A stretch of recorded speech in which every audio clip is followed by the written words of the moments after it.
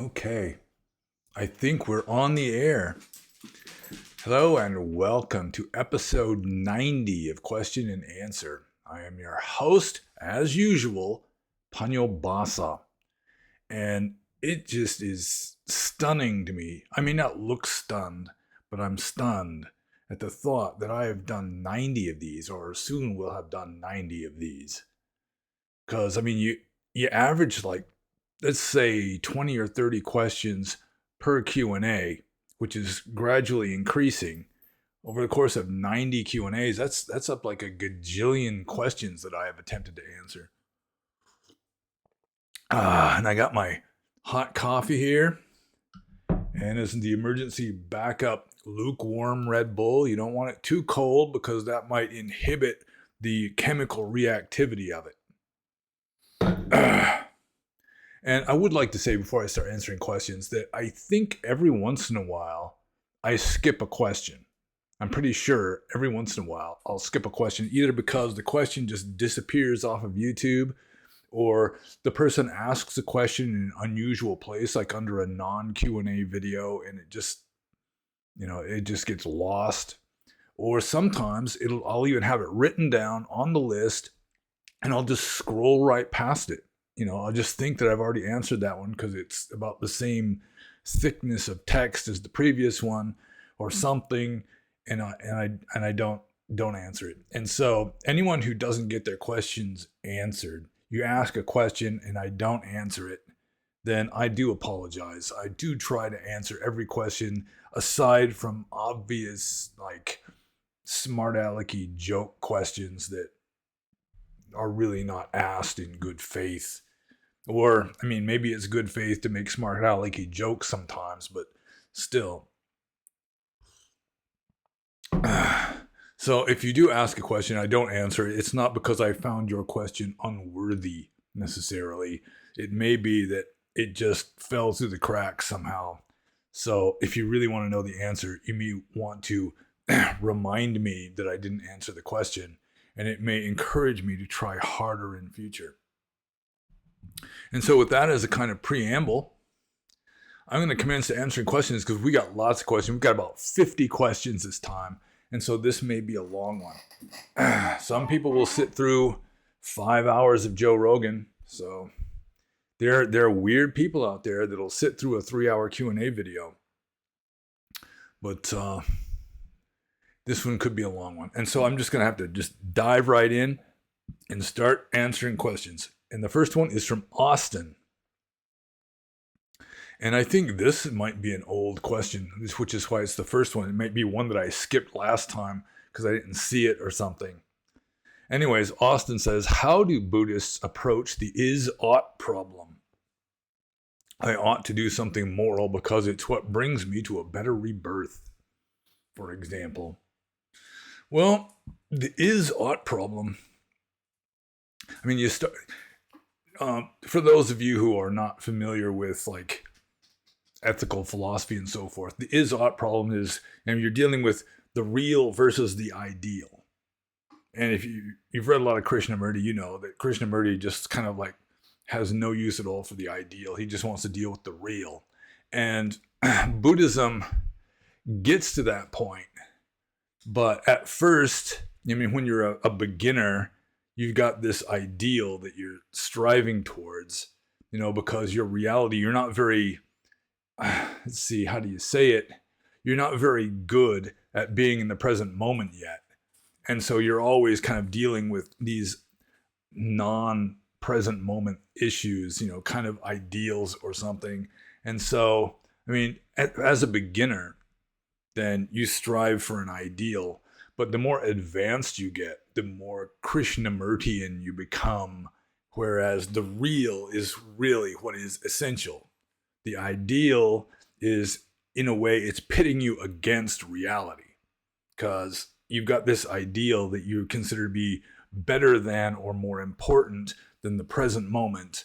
You're not being in the present moment. You're striving for this other thing. It might be totally unrealistic, and you're essentially struggling against yourself or struggling against the way things are, which ultimately is counterproductive. It may be necessary at first, But as you get more and more advanced, then you're just going to accept reality as it is more and more. So I sip my coffee, which is already cooling off. And I think I answered that question. Maybe too briefly. Sometimes I get like feelings of insecurity that I answered the question too quickly. Like I didn't really answer it. Sort of like if you're the first person to hand in the test at school, you know, it's insecurity there. But I think I answered it. The IsOught Problem. Yeah. So I'm just going to move on to the next question. This is from Mooners. And Mooners says, if it is completely within one's own ability to find happiness and reach equanimity, what is the value of sending metta towards other living beings that are in a deep state of suffering other than for our own benefit or perhaps for them to become Buddhists, which would please us? Well, ultimately, it is true that ethics is subjective. So I mean, anything that is conducive to your own ultimate happiness and welfare is ethical, which doesn't mean that becoming like a heroin addict is good, because that results in craving and attachment and misery and withdrawals and so forth. So let's see, I've already forgotten what the question is here. What is the value of sending metta towards other living beings? For one thing, it helps to open your heart. It helps to expand your consciousness to some degree. But then again, that is other than for our own benefit. So, I mean, some people really do have a lot of compassion or a lot of empathy. And so they want others to be happy because it's sort of an us mentality rather than just a me versus, you know, everyone else kind of mentality. You know, it's sort of an us feeling. But even then, they're doing it because it makes them happy.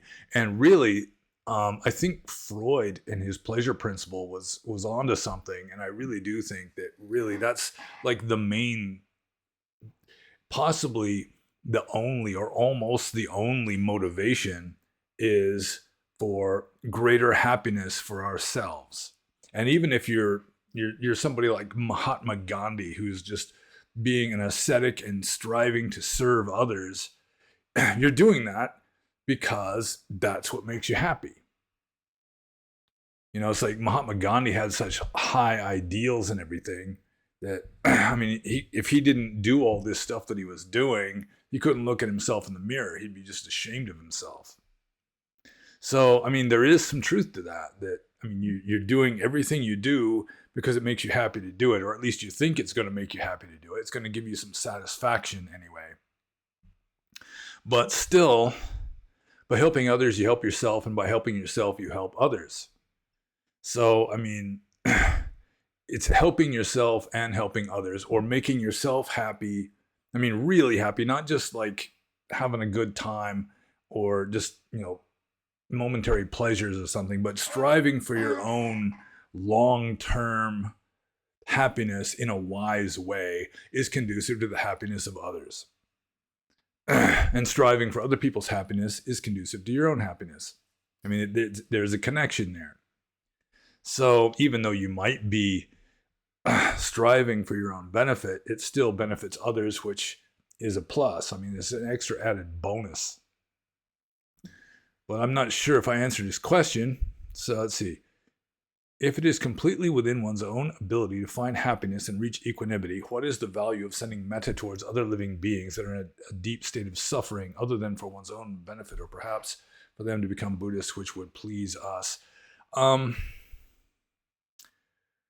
Yeah, I mean, it isn't really necessary. You could become fully enlightened just by becoming just a hermit and avoiding other human beings. You might still be sending metta to the birds and the ants and, you know, the lizards and all that. But yeah, I mean, it isn't mandatory to become enlightened for you to be practicing metta meditation, for example. But if you are good at sending metta, I mean, other people will feel it. There is like a telepathic connection between conscious beings. And so Yeah, it's like think globally and act locally kind of a thing, in a sense, in a meditative sense. So, what is the value of increasing general happiness? It's like, how do you answer that question? Is the happiness is really what you're going for? I mean, that's like the that's the gold of psychological money, happiness. It's what everyone is striving for, I think, except for maybe a few people way out on the fringe somewhere. So, yeah, I think I answered that question, although it's kind of a strange question. What is the point of sending metta? It's a good thing to do. I mean, that's that in and of itself. People could send metta just because they've feel a sense of duty to do what is good or right or something, and they think sending metta, cultivating loving kindness or friendliness or love towards other beings, increasing the amount of love in the world and all that is just a kind of sacred duty. But even then, they want to do the sacred duty because it brings them happiness or satisfaction to try to do their sacred duty. So I don't think there's any real escape from something along the lines of Freud's pleasure principle. Or was it even Freud? Wasn't there somebody else? No, I think it was Freud. Yeah. Okay. But it doesn't even matter, because I'm just going to move on to the next question here. This is from Arain. And Arain says, why is it that so many Western monks seem to be highly intelligent with like genius IQ levels? I've heard you speak of some Asian monks who are great scholars and have even memorized by heart the entire Tipitaka. Is it more common for Western monks to be highly intellectual? And are there many monks in the Sangha who are of a more average or below average intelligence level? What role do the less intelligent Western monks play? So I guess that's more than one question, isn't it? There's like a total of 3 question marks here. So I got to separate this. Okay. Why is it that so many Western monks seem to be highly intelligent with like genius IQ levels?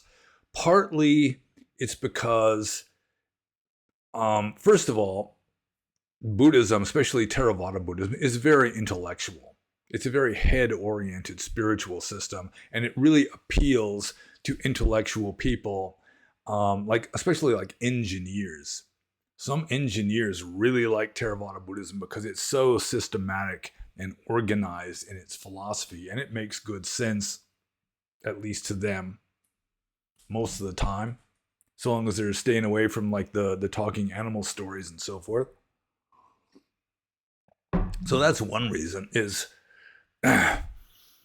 especially Western monks, they have to be they have to like rise above their cultural conditioning also. So, I mean, usually it takes a certain amount of intelligence or just nuttiness to detach from your cultural conditioning.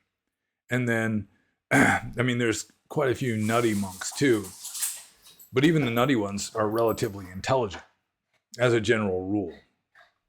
So partly, I mean, you have to rise above your own cultural conditioning, which generally favors intelligence. And also, Theravada Buddhism is really a kind of intellectual, head-oriented spiritual system. And so I think those two help to account for why so many Western monks are intelligent. And the dogs are starting to get uppity back there. Don't be getting uppity. Yeah. So, what did I just say? Come on, you guys, stop it. Okay. So, yeah, I mean, there are a lot of Asian monks who are really intelligent too. I mean, I've mentioned Burmese scholars who are just phenomenal. Like, some people might think I know the Pali text fairly well, but compared to like a Burmese scholar Sayadaw, I'm just a rank amateur, because you can just quote some little quote of Pali. They'll say, "Ah, yes," and they'll name the sutta, and then they'll like start just reciting the rest of it for you. They just know it forwards and backwards. It's just amazing. I went to a meditation retreat, And unfortunately, I think the Seattle's name was Pinyathami or Panyasami, Prajnaswami in Sanskrit. And he was giving these long lectures. He'd give a Dhamma talk every night with lots of quotes from the Pali and so forth. And he'd be looking down at something he had like this little lectern in front of him. And I just naturally assumed that he was reading some of this stuff, off notes or something. And then one time when nobody was around, it was like walking meditation time or something. I went up to the lectern, and all there was on the lectern, and he wasn't bringing paper with him. This was what he was looking at all the time, was just a picture of a bird. It was like some kind of seabird flying over water. And so it was all just in his head. He's just coming up with all these quotes and everything, just from memory. So there is a lot of emphasis on scholarship, pariyati, as it's called in Pali. So, it does attract intellectuals, even in Theravada Buddhist countries. There's like in Burma, they got like the national Abhidhamma tests, and, they give out like ecclesiastical titles, and there's Buddhist universities everywhere. Although there are average intelligence Asian monks and below average intelligence Asian monks. Although if the intelligence level gets too low, then they may just be stuck being like an adult novice their entire lives. Like at one monastery where I lived in Burma, there was a novice who was above 20 years old. And I just kind of wondered, why isn't he ordained as a monk? And then it was explained to me that he was kind of simple-minded. They figured there's no way he would be able to remember like the Vinaya rules and that sort of thing. Like any monk, before he can be an independent monk, independent of a teacher, he has to memorize by heart the entire patimokkha. Technically, he's supposed to memorize the monk's patimokkha and the nun's patimokkha. Although memorizing the nun's patimokkha in Burma is pretty rare, because in Burma, it is the official position that the Bhikkhuni order of Theravada Buddhist nuns has been extinct for centuries. So in Burma, probably most Asian, most Burmese monks have about average intelligence. And so the second question that Arian asks here, I guess it's the third question mark. What role do the less intelligent Western monks play? Well, I guess I was sort of warming up to answer a question she didn't ask, which is, what role do the less intelligent Asian monks play? And they're just the rank and file of the Sangha. They just go about their duties. They meditate as well as they can, and sweep and whatever it is that monks are supposed to do. They don't really become teachers much because they're just not qualified for that.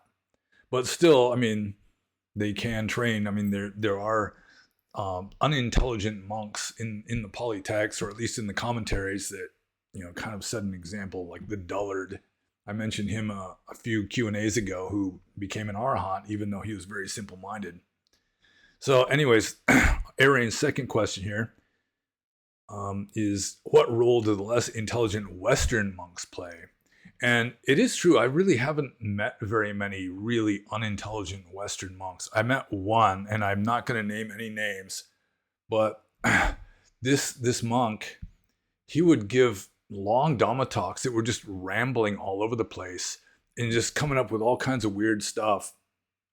And more than once, I'd sat through a few of his Dhamma talks, and more than once he would bring up the first verse of the Dhammapada says, the mind is like the ocean.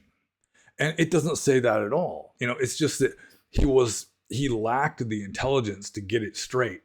Sort of like a president that we could think of in recent history, very recent history.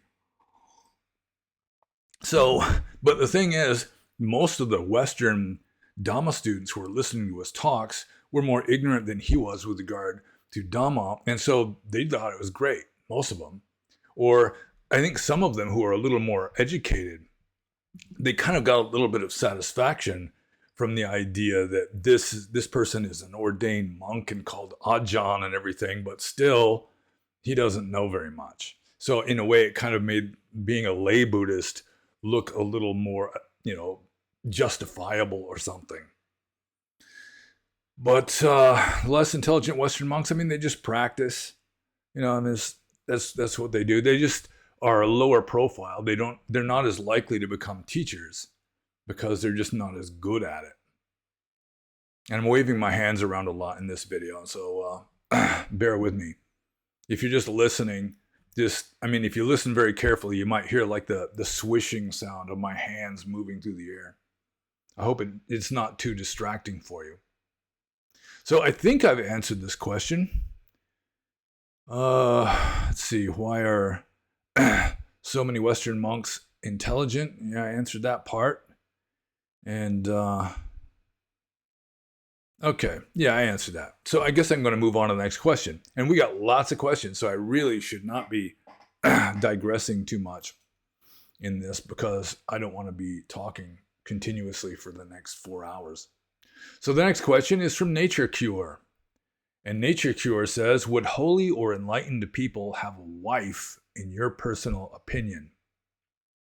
Well, I can give you two answers. One is the official Orthodox answer, which is a fully enlightened being would not be married, or at least would not be cohabitating with a woman and sleeping with her. But the Buddha technically was married. I don't know if he got divorced before he renounced the world. I mean, technically, Yasodhara may still have been his wife.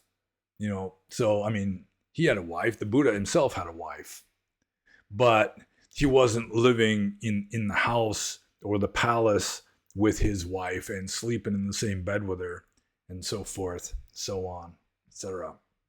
So, from the Orthodox point of view, if you're going to be fully enlightened, you got to be a renunciant. You got to be like a saintly sage who has renounced the world. But my own personal opinion, I do think it is possible for a fully enlightened person to have a spouse. One that they're actually like still in a relationship with. So, there's some examples. I guess Eckhart Tolle's married. Nisargadatta Maharaj was married, although I was never really completely impressed by the teachings of Nisargadatta Maharaj. Let's see. I think there's a few other examples I could think of right now if I wasn't having some kind of mental block or something.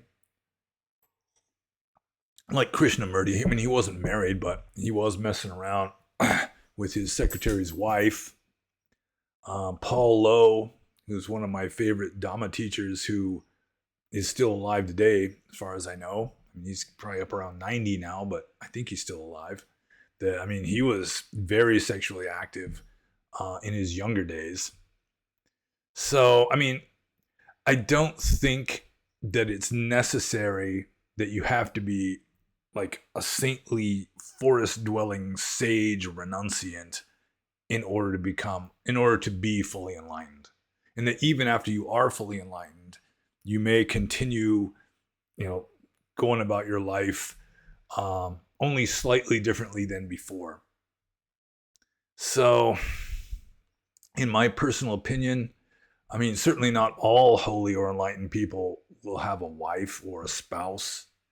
But I think that it is possible for some of them to, just again, assuming that being fully enlightened even means anything within a samsaric context. So I guess that's maybe why he threw in the word holy or enlightened people.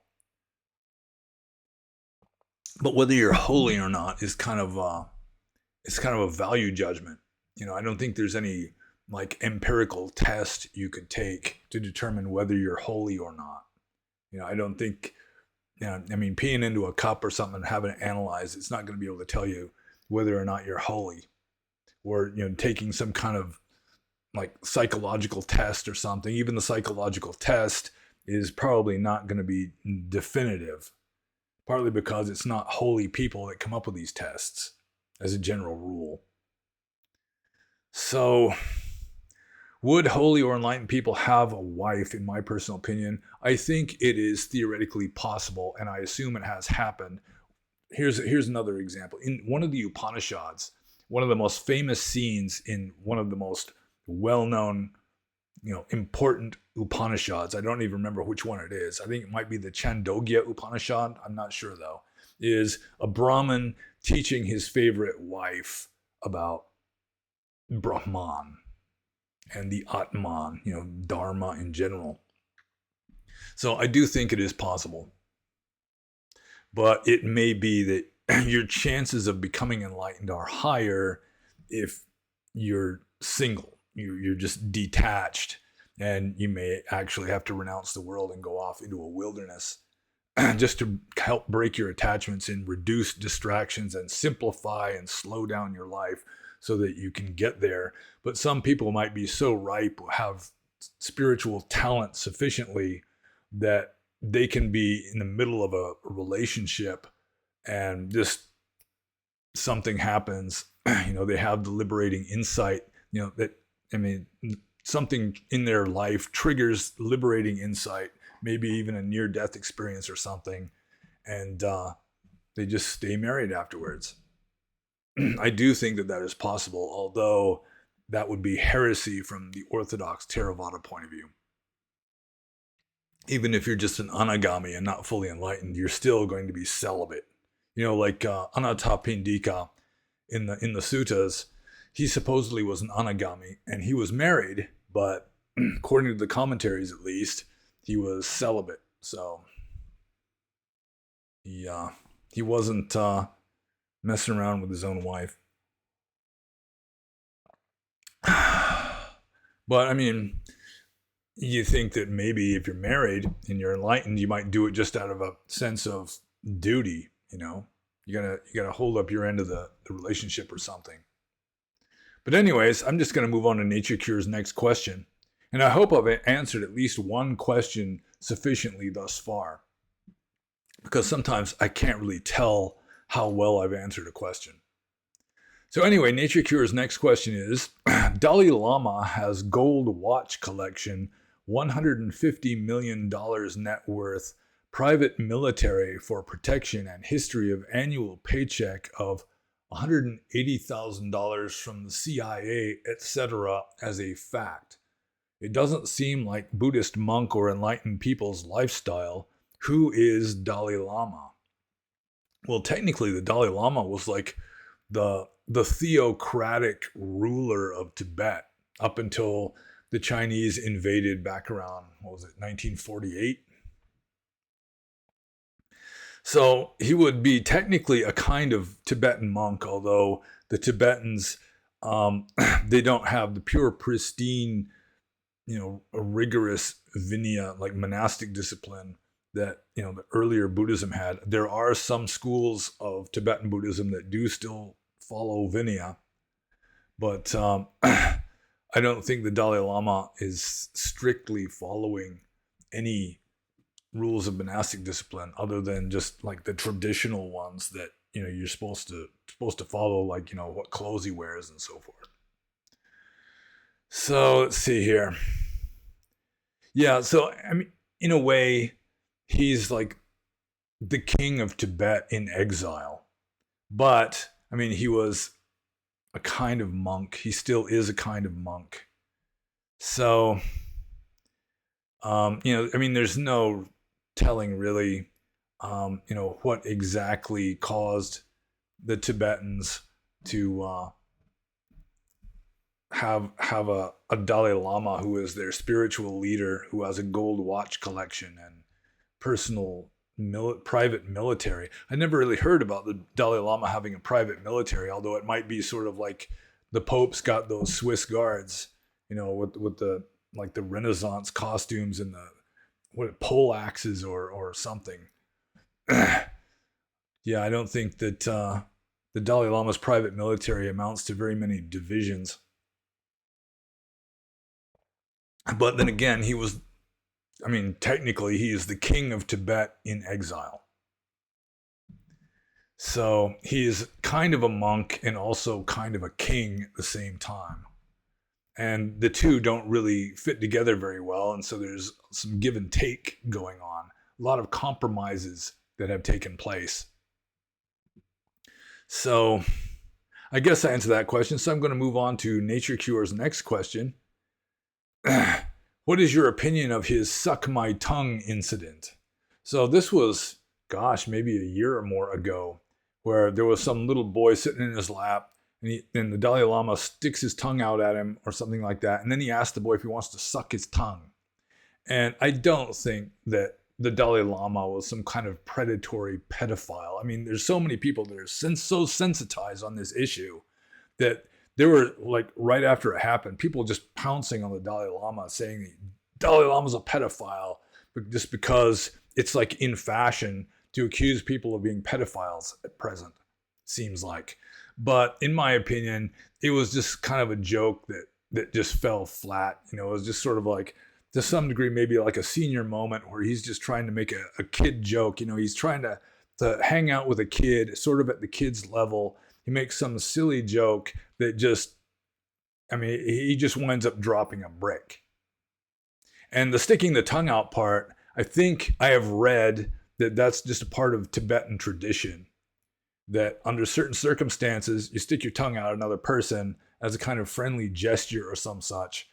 And then the suck my tongue was just this weird idea he got because he's talking to a kid and just wanting to be a little bit silly, just kind of amuse the kid or something.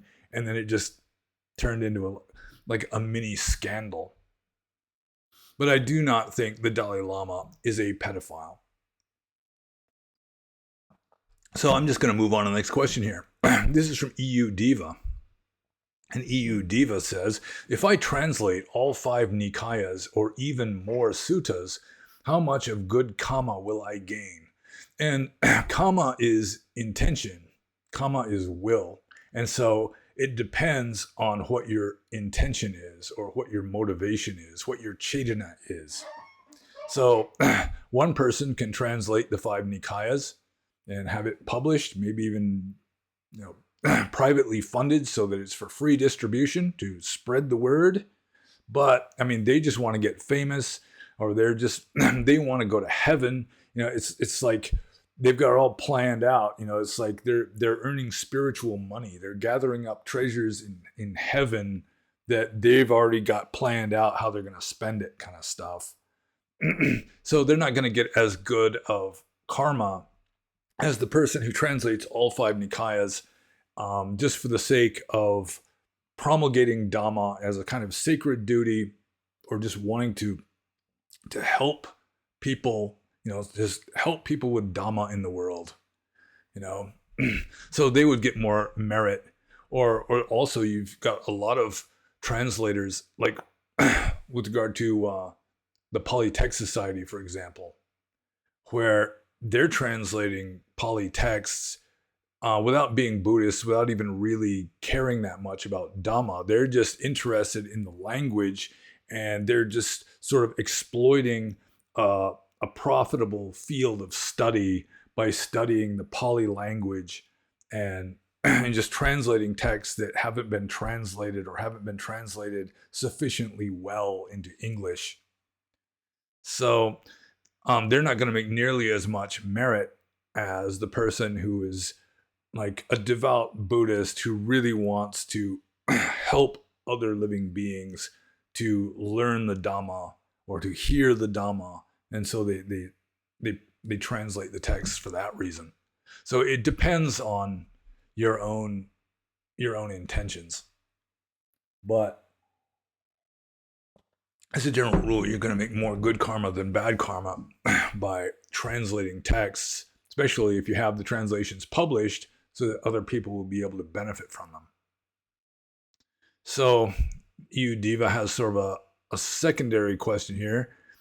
With regard to translating the 5 Nikayas, EU Diva says, very helpful for my future enlightenment. And again, it wouldn't hurt probably, but it depends on what the motives are for the the work of translation. And I mean, it would probably set you up a little better, to give you better opportunities to hear Dhamma. Like you're helping other people to hear Dhamma, and maybe some of these people will hear the Dhamma that they need to hear right when they need to hear it. So that may increase the odds of you in the future hearing exactly the kind of Dhamma that you need to hear right when you need to hear it, so that it can be a life-changing experience for you based on what you have done for other people previously. So yeah, it could be very helpful for your future enlightenment, but again, it depends on your mental states, because karma is mental states. So the next question here is, these are two follow-up questions to the main question. The next question here is, or just good for better rebirth? ? So yeah, it depends on the mental states, but yeah, it would definitely be good for a better rebirth, at least with regard to, being exposed to Dhamma in your next life, because you're exposing Dhamma to others in this life. But again, it all depends. Some people, it is a common understanding or misunderstanding of karma in the West, even among Western Buddhists, that it's kind of this mechanistic thing that if you do action X, it's going to result in karmic result Y. But it really doesn't work that way, because it depends on the mental states. Two people can do exactly the same action, and one person will be making much better karma than the other person. And I've given my favorite example, of course, is you're walking through the forest or through maybe your backyard or something. If you've got a big enough, wild enough backyard, you see a snake trying to kill a frog. A snake is trying to swallow this frog. The frog is all inflated to make itself harder to swallow. Frogs do this. And also it's squealing to attract something bigger than the snake that might chase the snake away and save the frog. So anyways, you chase the snake away on purpose. You come across this snake trying to swallow this frog. The frog is struggling for its life. So you just chase the snake away. One person does that out of compassion for the frog. They've done something good. Another person does that exact same thing out of hatred for the snake, and they've done something bad. Just because of the motivation. One motivation is compassion, the other one is hatred, even though the action is exactly the same. So it's just going to depend on one's own mental states, and also like how well they translate it, and just the benefit, the sort of the perceptible results of that. So because as you perceive the results of the translation, that's going to be making karma too, as you respond to the feedback and so forth. So it's very complicated. It's this complex web of like causation or conditionality that you can't really say for sure exactly what's going to happen. So I'm just going to move on to the next question. This is from Sanguine Ultima. And Sanguine Ultima says, how should one focus on spiritual development and meditation despite a strong attachment to hedonistic indulgence and severe difficulty concentrating? Well, you do the best you can.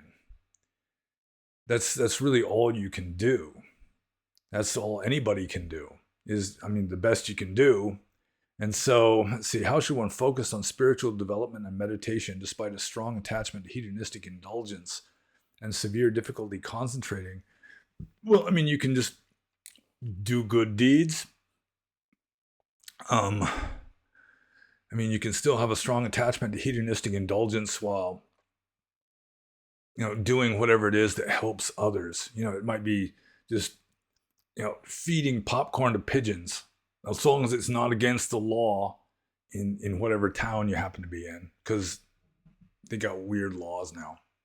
So difficulty concentrating, that also, just do the best you can. If you read something like the Dhammapada, that's one verse at a time, pretty much in isolation, so that if your mind wanders away,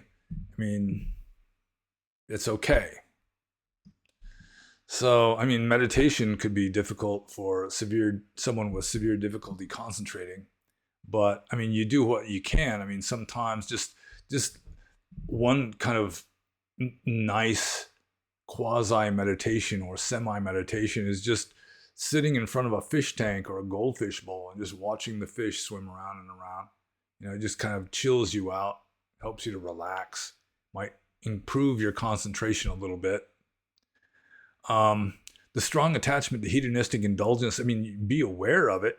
If you can't break the habit, or you just can't break the attachment, at least, try to cut down a little bit, gradually try to steer yourself away from that sort of thing. Or if you just can't steer yourself away, you're just like a sex addict your entire life, then, at least stay away from the wives of other men, for example. Or, just try to make improvements that are within your capabilities. You can always do something. So, you can read texts, and if you've got trouble concentrating, read short texts. A verse from the Dhammapada is only 4 lines. Hopefully your mind will stay focused until you get to the end of 4 lines. And just do good deeds. It's like you got a bug in your house. Don't just squish it. Just catch it with a cup and a card or something and let it go outside. Bless it with love in your heart, and you've done a good deed. So I hope I answered that question. Hope I haven't made light of it. And so I'm going to move on to Sanguine Ultima's next question, which is as follows. Further, how can one who is addicted to debased indulgences such as processed foods, pornography, etc., liberate themselves from these vulgar vices? And I think this is just some sort of Western propaganda or something to think that eating processed foods is like a sin. But really, it's not. It depends on the mental state. Actions, outward physical actions are ultimately morally neutral. They're neither good nor bad. It's the mental states that accompany those actions. It just happens that in our species, that certain actions, this pretty much necessitate unwholesome mental states. But eating white bread or something with high fructose corn syrup or something in it, that in and of itself is not moral or immoral. It's just the mental states accompanying that. If you're eating a donut and you're just wallowing in the sensuality of it, then yeah, that would be somewhat unethical from a Buddhist point of view. Just enjoying your food. But that would happen even with the very skillfully prepared, just organic, healthy food. You can wallow in the sensuality of eating that too. So let's just set aside processed foods as a debased indulgence. But like pornography, if you're addicted to pornography, how do you liberate yourself from it? In order to really liberate yourself, I think I've talked about this in the previous Q&A also. Maybe not. But you have to be 100%. Like Schopenhauer, his doctoral thesis in philosophy was called, in English, On the Fourfold Root of Sufficient Reason. And one of the 4 roots of sufficient reason was psychological. And he was saying that under the same circumstances, a person will behave the same unless the way they perceive the situation changes. You have to have a significant shift in your perception in order to change your behavior. So let's say someone's struggling to lose weight or something and they just can't do it and they've been trying literally for years, then it's just because of like personality traits that haven't changed yet. So they're going to have to change the way they perceive reality or perceive the situation in order to change their behavior, change their reaction to that situation. So how do you overcome an addiction to pornography? Gosh, when I was younger, especially, my father had a lot of pornography when I was a kid. Back in those days, it was like girly magazines. And I'd be sneaking into his bedroom and looking at his girly magazines and so forth. And it was definitely a very strong desire. But to break one's addiction to pornography, I mean, having a real live girlfriend would definitely help in that regard.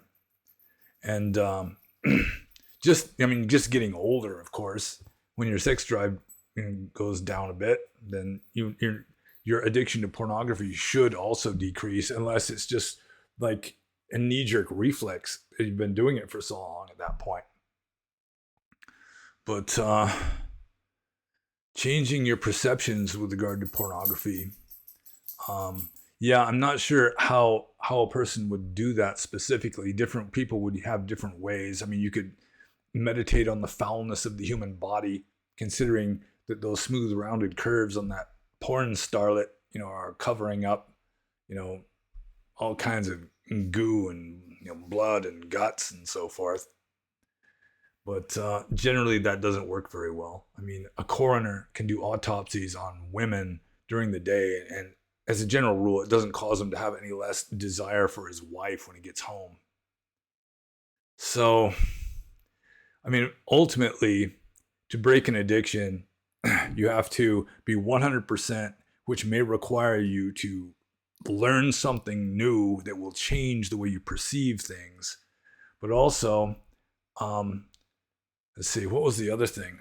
There was something else to overcome that Carl Jung says that in order to eliminate a strong psychological drive, you have to replace it with a psychological drive of equal intensity. So it could be that you replace your addiction for whatever it is with maybe a more wholesome kind of addiction. Just get into the habit of doing something else every time the desire for whatever the addiction is comes up.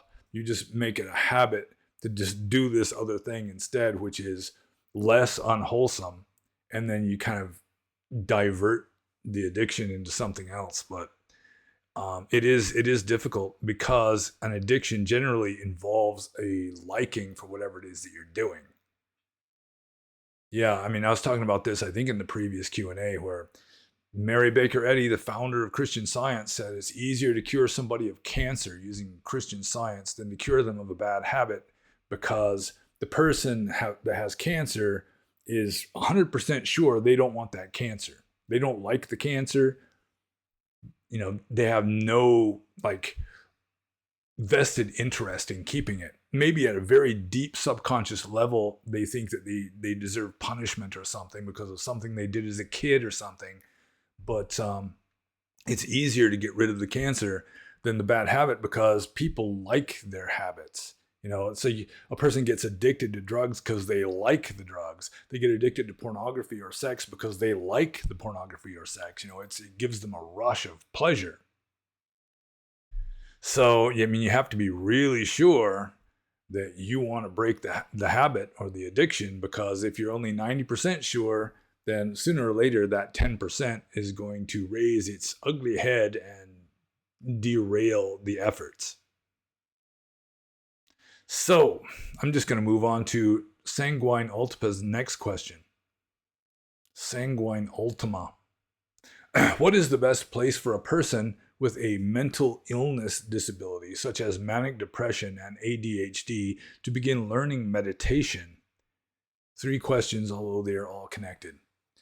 Probably the best place to learn meditation, especially if, let's see, you got what he calls here a disability, like a mental disability, that, I wouldn't just dive headfirst into like a Goenka retreat or a Mahasi retreat. I would do something with less pressure, less rigorous at first. Just find like a local meditation center, meditation group, and just sit in with them every once in a while. You can learn that way. There's like beginners retreats that are usually like the meditation bunny slope, that you can learn meditation that way. That would probably be the best way, is find some kind of chill, laid back kind of environment with other people who are meditating, and some friendly, relatively gentle kind of meditation instructor who can give you the basics. And then after you get better at it, then you can find yourself a more advanced setting for meditation and maybe a more advanced teacher. If the first teacher was just sort of, like not really a master or anything, but but good enough to teach a beginner the basics. So I'm not sure where Sanguine Ultima lives, and even if I did, I probably wouldn't know where there'd be a good meditation group or some such for him to to visit. But that would be my advice with regard to that. So I'm going to move on to the next question, which is from Quick Quiz. And Quick Quiz says, could cannabis help gain samadhi sometimes, or at least a little bit? Yeah, I mean, it could. It's best for you not to be dependent on a chemical to attain like expanded or concentrated mental states. But I mean, it can help some people, I suppose. I mean, in the past, I've become more meditative after smoking weed, especially with regard to doing walking meditation. There have been times when almost the only time I really feel the desire or the motivation to do walking meditation was when I was high on cannabis. So, I mean, it can be helpful, but still, you shouldn't become dependent upon it. I mean, you shouldn't have to get high in order to meditate, that kind of thing. So, I mean, it can be useful, although probably Orthodox Theravada would say don't do it because, they would say it could be a violation of the fifth precept, which is, I undertake the precept to abstain from ale, wine, and other intoxicants which cause cloudedness of mind. And cannabis also can cause cloudedness of mind. In my case, it doesn't so much expand my mind like a psychedelic might do. It just kind of shifts the mind into a different kind of space, maybe moves it sideways, which can be useful for people in that it's giving you like an alternate point of view, to which allows you to triangulate to some degree, but you'd have to use the substance for a spiritual reason and not just for recreation. So, I mean, there are like the Shaivite Babas in India who are just like smoking hashish all day long. Whether it helps them meditate or not, I don't know, but at least Shiva likes cannabis, apparently. So, I guess I answered that question. I'll move on to Quick Quiz's next question, which is, from suttas, as I understand, people become bhikkhu and understood Dhamma from Buddha and started living alone in wilderness. Then they became arahant or enlightened. Is it correct? Okay. It seems like Quick Quiz does not like the definite article in English grammar. But that's not necessarily anything wrong. So people became bhikkhu and understood Dhamma from Buddha, started living alone in wilderness, and they became arahant or enlightened. Is this correct? Yeah, I mean, you read the text, like you read the first chapter or two of the Mahavagga of the Vinaya, and that's pretty much what's happening, is what Quick Quiz here just said. It's like people renounce the world and they come across at first they renounced the world before they became bhikkhus. They're already renunciants. They might be like matted hair ascetic Brahmins who are worshiping the sacred fire in the forest. Then this Gautama Buddha comes along and they discuss a little philosophy, and then they realize, wow, he knows better than we do. We're going to follow him. And so they get ordained as bhikkhus. And they didn't necessarily start living alone in the wilderness. Maybe some of them already were living alone in the wilderness. And then they become arahant, or they become enlightened from practicing what the Buddha taught them. That's just standard Buddhism. Although, I mean, it doesn't necessarily have to work exactly this way. I mean, there's always other possibilities. It's just that the Buddha, it seems to me, he came up with a system that maximized your odds of becoming enlightened. There's no guarantee that you're going to become enlightened even if you practice Dhamma, and there's no guarantee that you're not going to become enlightened if you practice something else. But it's like the Buddha just came up with this purified, streamlined method for maximizing your odds of becoming enlightened. So it's not like Theravada Buddhism or early Buddhism has any kind of monopoly on enlightenment. So there are other ways of going about it, but the ancient Indian way was pretty much what Quick Quiz here just mentioned in this question. So I guess I answered that one. So I'm going to move on to Quick Quiz's third question. And I commend everyone for remaining within the limits of 3 questions each, because otherwise I might be here for 5 hours answering questions. And I'm not opposed to answering questions, but after like 3 hours, I start getting like hoarse. It starts getting raspy in my throat. So anyways, Quick Quiz says, nowadays, can one become bhikkhu and live in monastery under nisya, which means dependence upon a teacher, and then after 5 years wander alone to wilderness without teacher or fellow bhikkhus and still under bhikkhu status? Well, that's what I did. I mean, in Thailand, I assume you can do it in Thailand also, although Thailand is more like group conformity oriented than Burma, according to my understanding of the respective Theravada Buddhism of each country.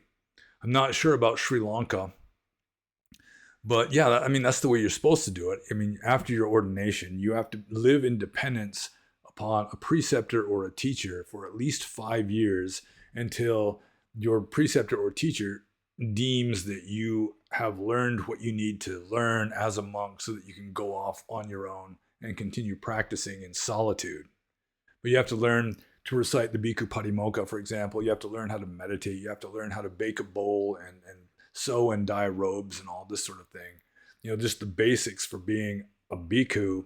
And then after you've learned that and you've been a monk for at least 5 rainy seasons, 5 rains retreats, then you can go off into the forest. And that was what I did. That was pretty much what I was hoping to do from the beginning, is just get my 5 years of nisya or dependence, you know, get that out of the way, and then just go off alone into the forest. And you can live alone in the forest before then, if you have permission, but not during the rains retreat, or so I've been told. At the very least, you've got to live with your preceptor or teacher during the rains retreat, or so I've been told. So, yeah, I mean, it works in Burma, although now Burma's in a state of civil war and there's no telling what's going on. So when I was in Burma, that's what I did, and it certainly was possible. And I would assume it's possible in other Buddhist countries also. Although being a wilderness-dwelling, wandering bhikkhu in the West would be problematic, because you'd have to be able to get food somehow without handling money. So I'm just going to move on to the next question here. This is from Siovaksh and Sipad Zidana.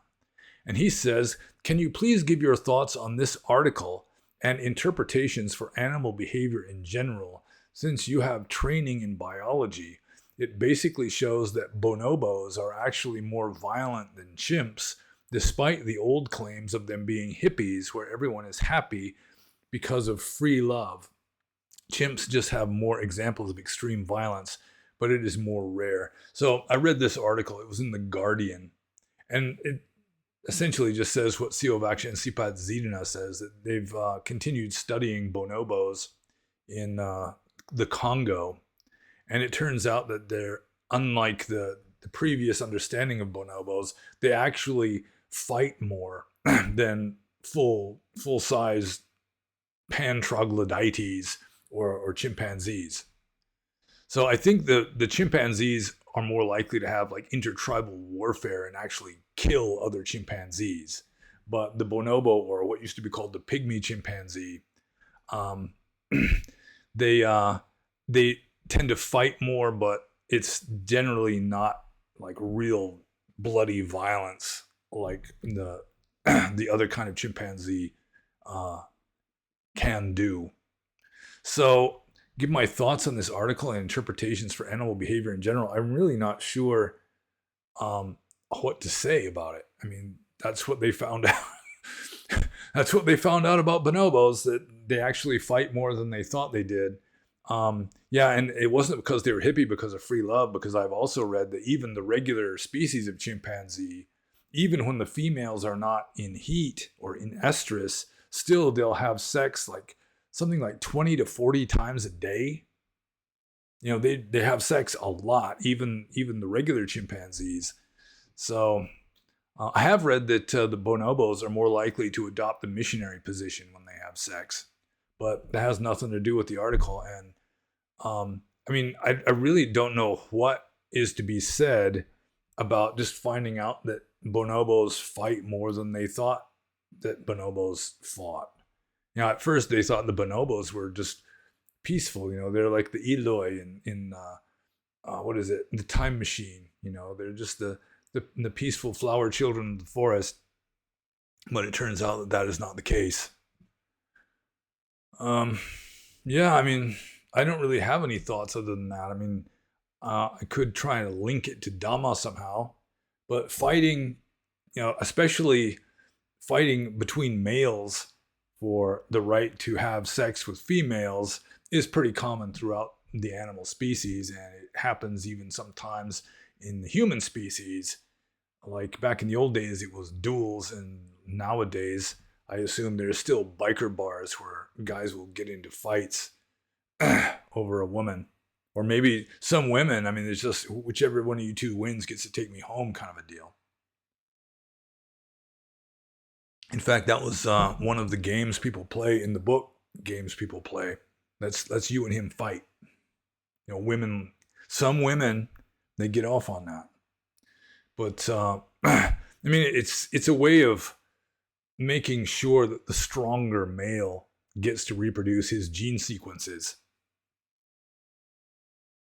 But with regard to this question, I'm not exactly sure what observations to make with regard to it. So I'm just going to move on to Siovac and Sipad Zidana's next question here, which is a little more Dhamma-oriented, I think.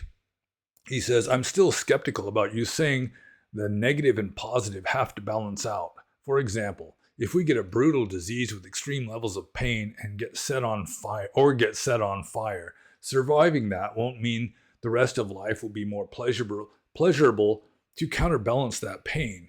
People who have been abused or neglected as children are not happier as an adult, but rather the opposite. Meanwhile, kids who were loved and happier as a kid are usually happier as an adult. Happiness also seems to have a genetic component, which means some people are naturally happier than others, but they aren't equally as sad or feeling negative emotions.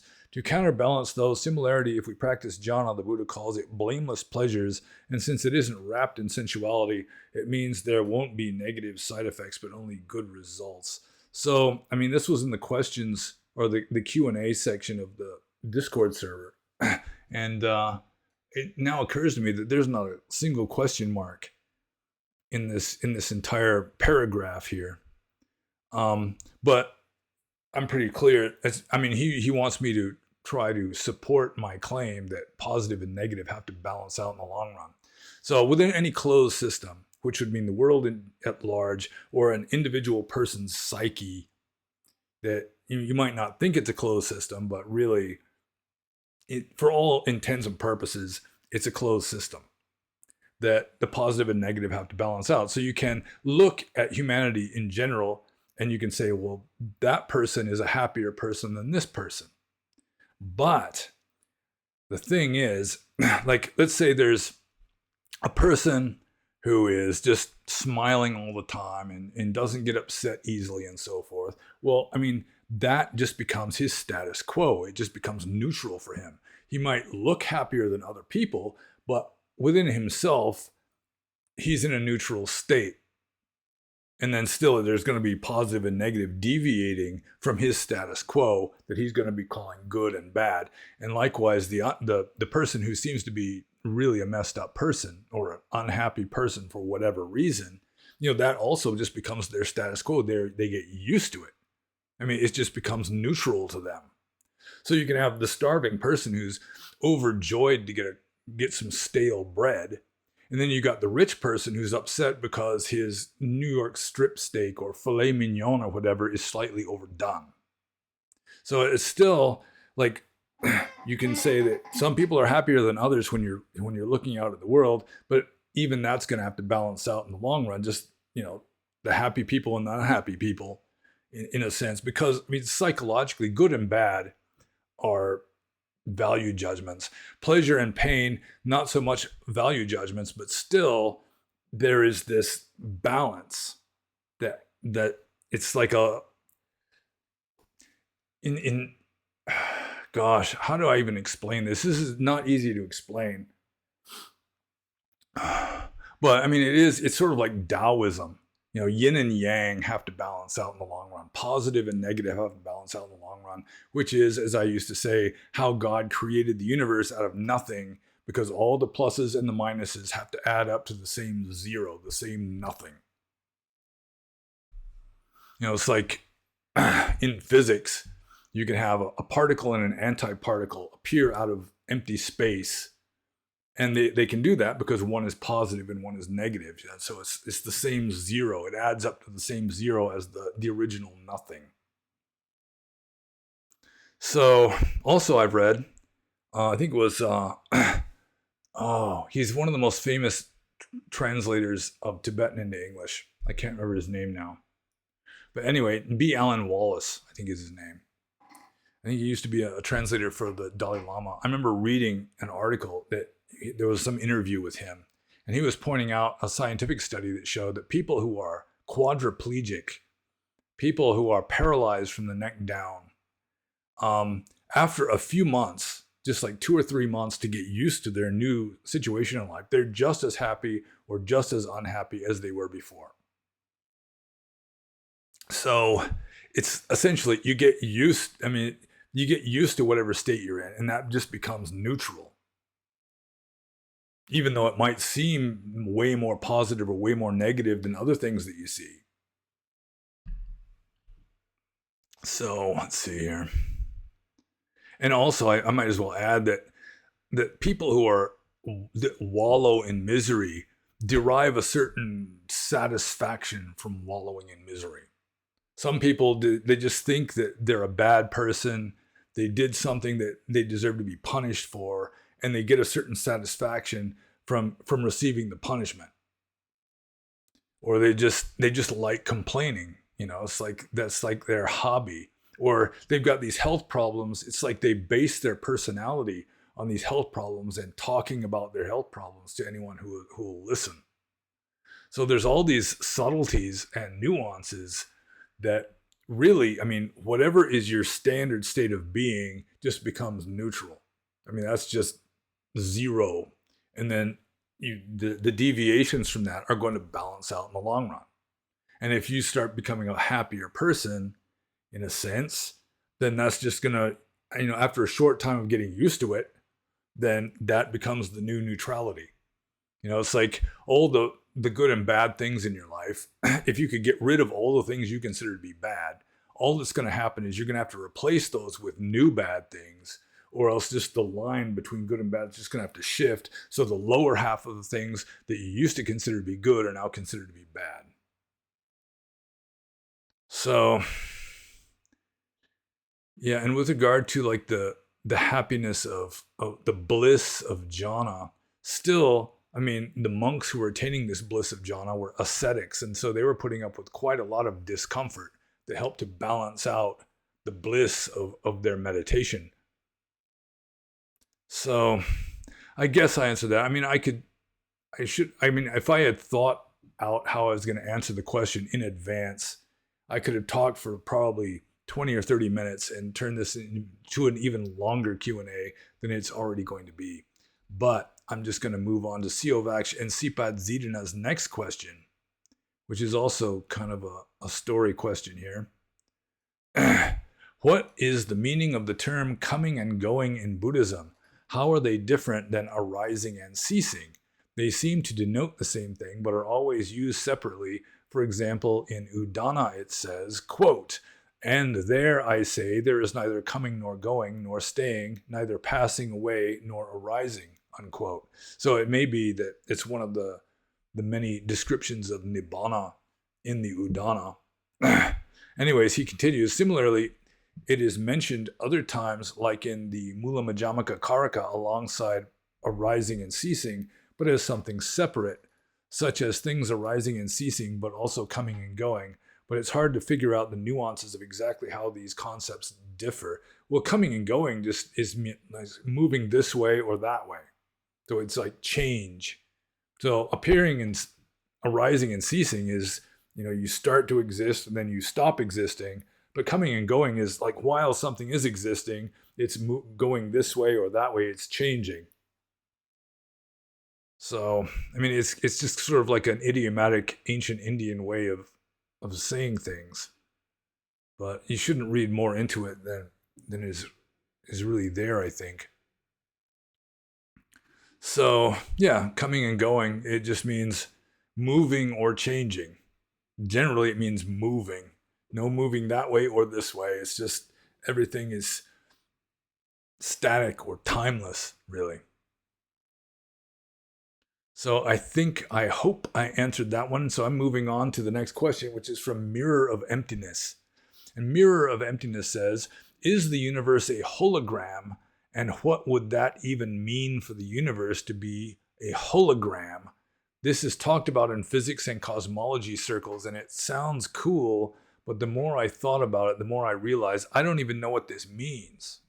And yeah, I've heard the whole hologram theory, the universe is a hologram. And I mean, there's two ways of interpreting it, at least from my meager understanding of the situation. I haven't been studying up on this lately. You come across, some science article talking about how the universe is like a hologram.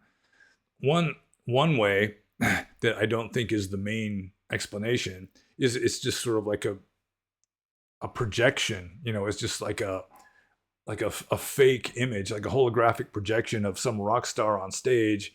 It's just, he's not really there. It's like an illusion. So there's that. But I think mainly what they're talking about as of the universe being a hologram is a hologram. It's based on, I mean, I don't even remember how they do it, but it's like a glass plate that's got like you shine a laser through it or in a certain way. And it's like an image that it turns into like a 3D looking projection. And the thing is, you can break the plate and still it'll show the whole picture, other than it'll be a little blurrier. The smaller the fragment of the holographic plate, the blurrier the image is, although it still shows the entire image. And I think that's mainly what the physicists are talking about when they say the universe is like a hologram. It's sort of like Leibniz's monadology, his monads, where every monad was like a microcosm of the entire universe. But I don't really understand how the physicists came up with the theory. Yeah. So, I mean, you might want to look it up on Wikipedia or something. But yeah, as far as I'm concerned, the universe is like a hologram, mainly because it is an illusion. Everything looks solid, but it isn't. I mean, even modern science, getting back before the whole hologram idea, it's this cup. It looks pretty solid, but really, it's more than 99.99% empty space with just little specks of energy that are flickering and spinning around. But it looks solid because photons won't go through the spaces, apparently. But it's mostly empty space. And what little matter, so-called, is there is just little specks of energy. So, yeah, I'm really not a whole heck of a lot more educated on the whole universe is a hologram theory than mirror of emptiness is here. So I suppose I should just move on to his next question, which is, since you mentioned Seth Speaks before, and given your father's history, have you read any of the Ra material, spelled R-A, Ra, or have any familiarity with it? I know of another gentleman who makes videos on YouTube, and I've spoken with before, is quite knowledgeable on Theravada Buddhism, but is also way into the Ra material. And that's probably the overall lenses through which he sees the world. I find that fascinating. I'm not exactly sure what the Ra material is, unless it's Ramtha. I mean, I've heard a little bit about Ramtha back in like the 1980s, I think. It was like this ditzy housewife who, just being silly one day, put this pyramid onto her head like a hat and just immediately began channeling this being called Ramtha. But I haven't read any of the Ramtha books, and I certainly haven't read any otherwise Ra material. So yeah, I don't really have a lot of familiarity with that. Seth Speaks was interesting, especially the earlier, the first 2 or 3 books before it starts getting kind of far out. But yeah, so I can't really say much about the Ra material because I'm not familiar with it. So then I'll just move on to Mirror of Emptiness's third question, which is a very short question, only 4 words. Is matter frozen light? And this is like a physics question, and to some degree it is assuming something that I don't assume, which is that physical matter is ultimately real. And this is like an assumption made by most Western Buddhists, most Western people in general, but even the Buddhists, they just naturally assume scientific realism is fact, it is reality, and then you kind of add Dhamma onto that. I mean, that's the impression I get when I see questions like this. Is matter frozen light? Technically, I think no. Just going with orthodox scientism, I don't think matter is frozen light. It's more like frozen energy.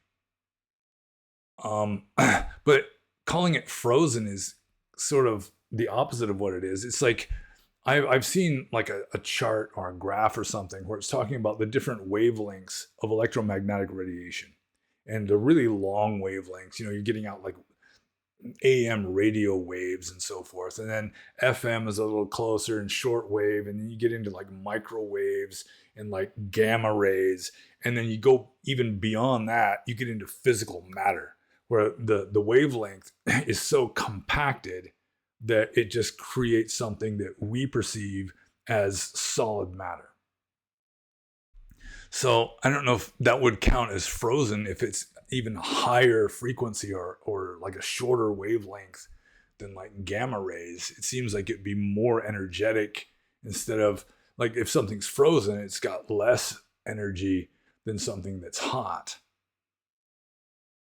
But I mean, I'm not a physicist. I'm just sort of regurgitating little bits and pieces of stuff that I've read about physics. And I really do not consider the physical universe to be ultimately real anyway. So it's kind of academic for me. So I'm just going to move on to the next question, which is from Athena's Sigil. And Athena's Sigil says, have you ever read Siddhartha by Hermann Hesse? Thoughts? If not, never mind. Yeah, I have read it, but it was a long time ago. I was like in my early to mid 20s, I think, when I read Siddhartha. And then I saw the movie too. So there's that. And I liked Hermann Hesse. I read most of his novels when I was a young man. And I mean, most of his novels are autobiographical, just sort of setting his own personality into different people in different parts of history. It's not my favorite novel by Hermann Hesse. I think I like Steppenwolf better than Siddhartha.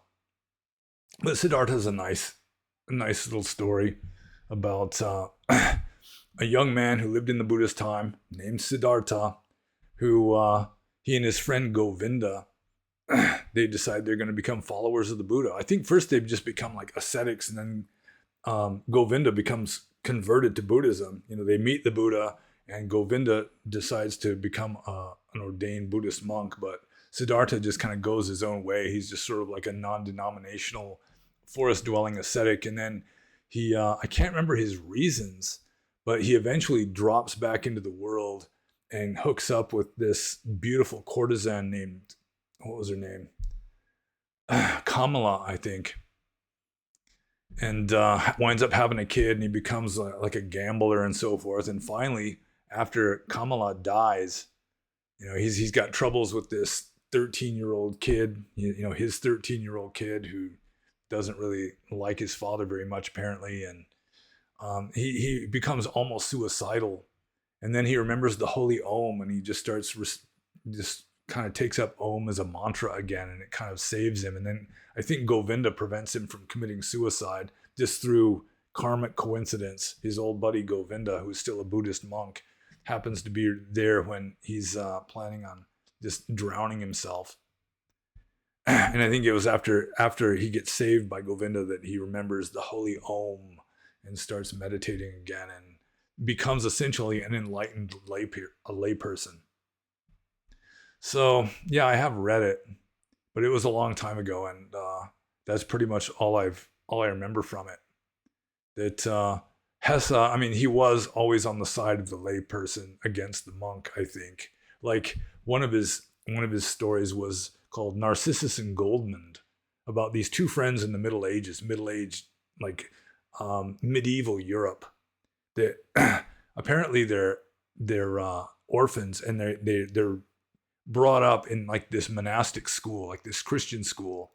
And Narcissus decides he's going to stay a monk at this monastery. He's going to be ordained there and become a monk there. But Goldman wants to go out and see the world. One of the first things he does, he's hooking up with women and so forth, and just, tasting all the stuff that he's wondered about.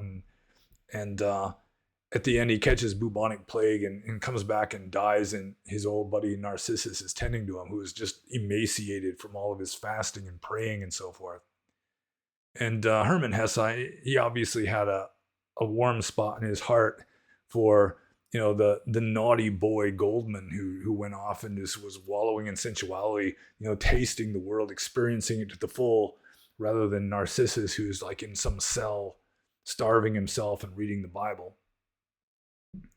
But Hermann Hesse was like an artistic person. Artists tend to be rather sensual in their approach to reality or their approach to the world. So, yeah, I do like Hermann Hesse. I haven't read anything by him in a long time, but I did read Siddhartha and saw the movie.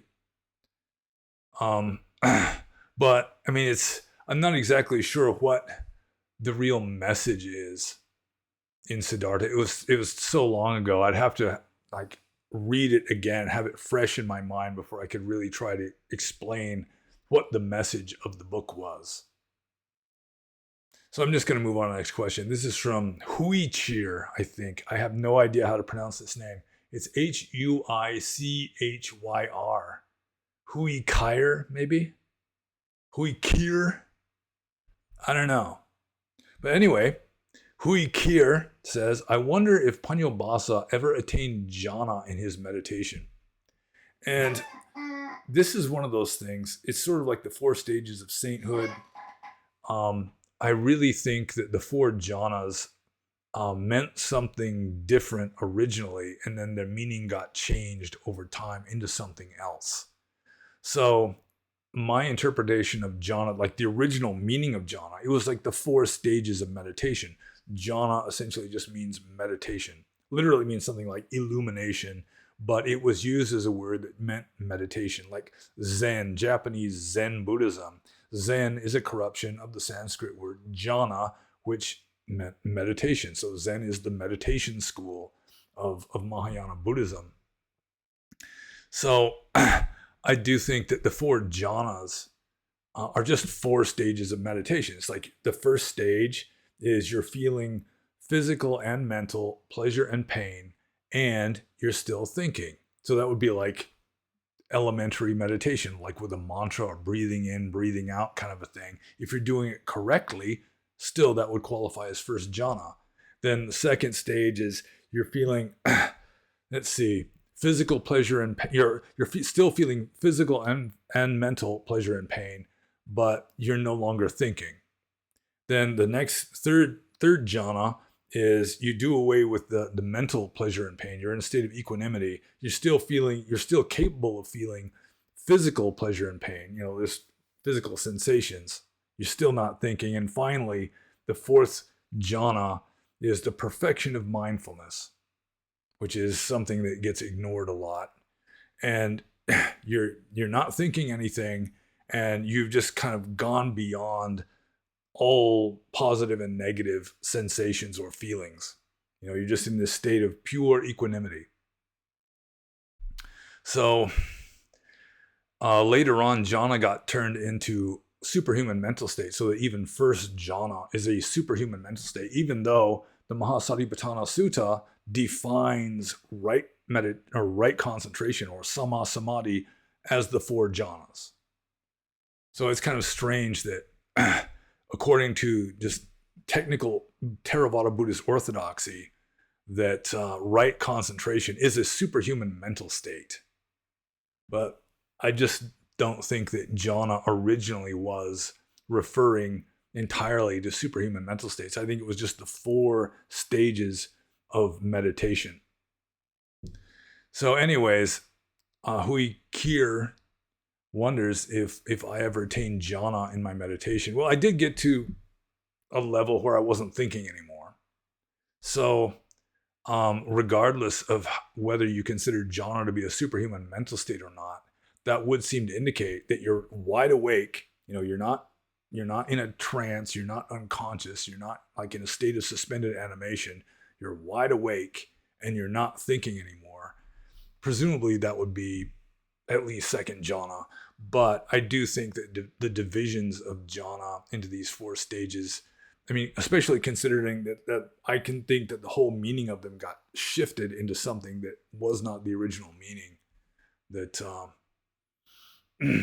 it's almost like academic. The meaning of jhana is so controversial that the most Theravada Buddhists who are orthodox, they will just repeat the block of the standard description of the jhanas, which are almost exactly the same every time you see it.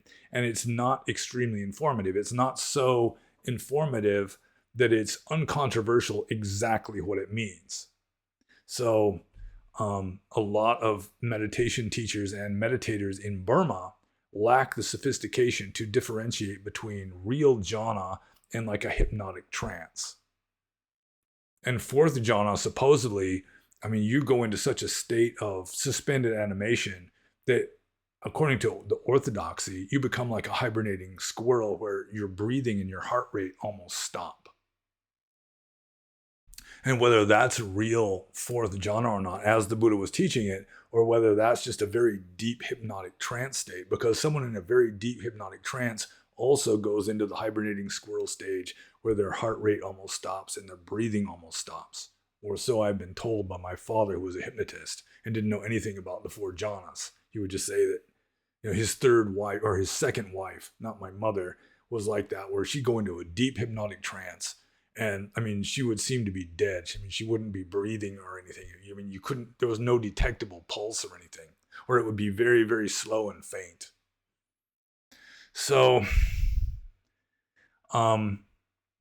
but if we go with just the original meaning, according to my understanding of the 4 jhanas as just the 4 stages in the progression of meditation, then if you do any kind of meditation correctly, that would be first jhana at the very least. And if I was a monk, I wouldn't even be able to answer this question, because monks aren't supposed to admit to having attained to any superhuman mental states. And jhana is considered to be a superhuman mental state, according to Orthodox Theravada Buddhism. So I'm just going to move on to the next question, which is from Cleefy. We've already been going at this for an hour and a half.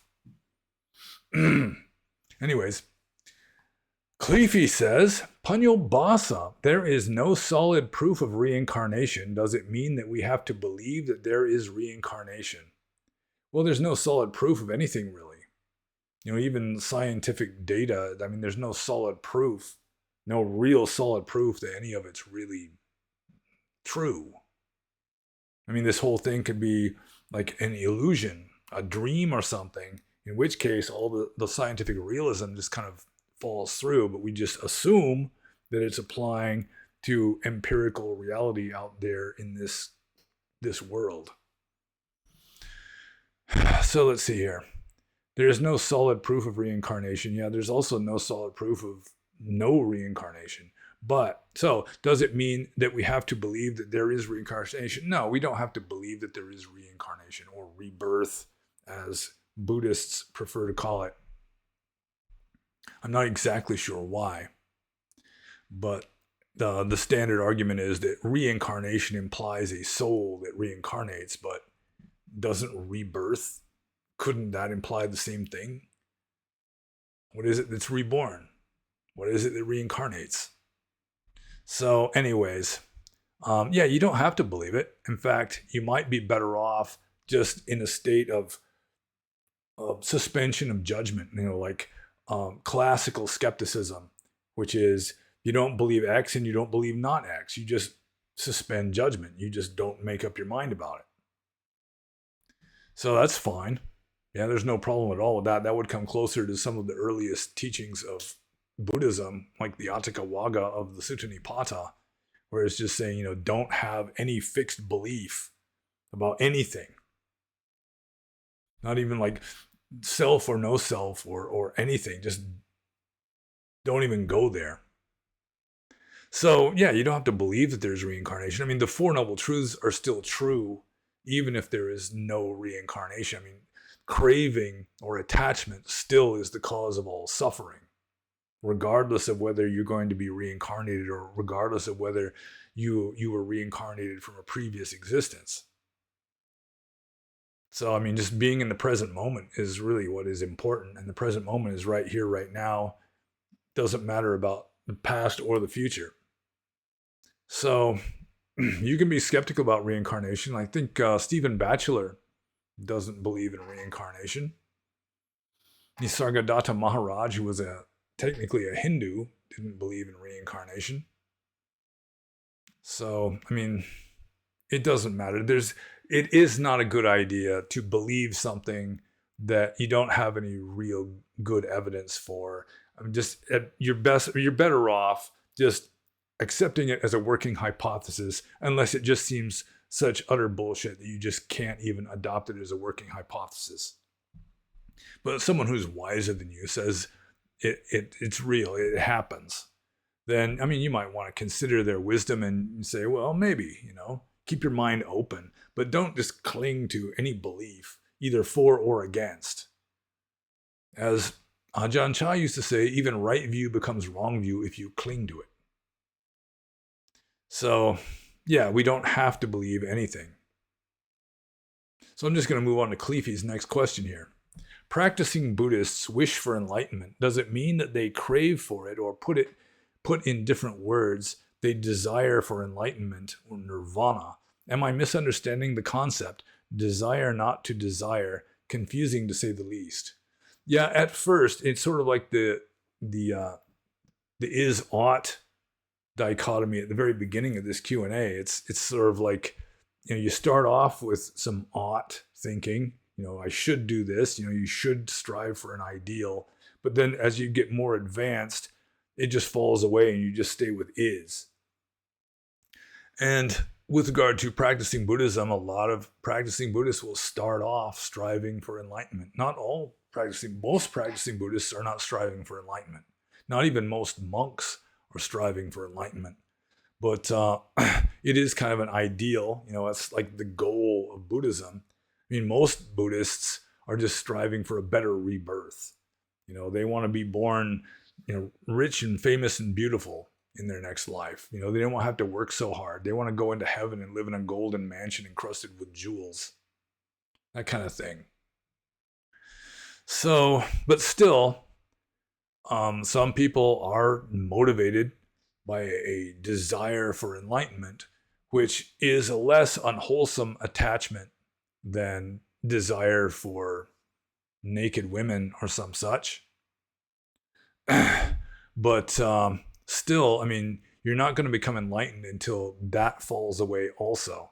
So often the way it works, theoretically anyway, is you renounce the world and you abandon all these sensual attachments, all these attachments, except for this one last attachment, which is desire for enlightenment. And you just dedicate yourself single-mindedly towards becoming enlightened. It's the only major attachment you've got left.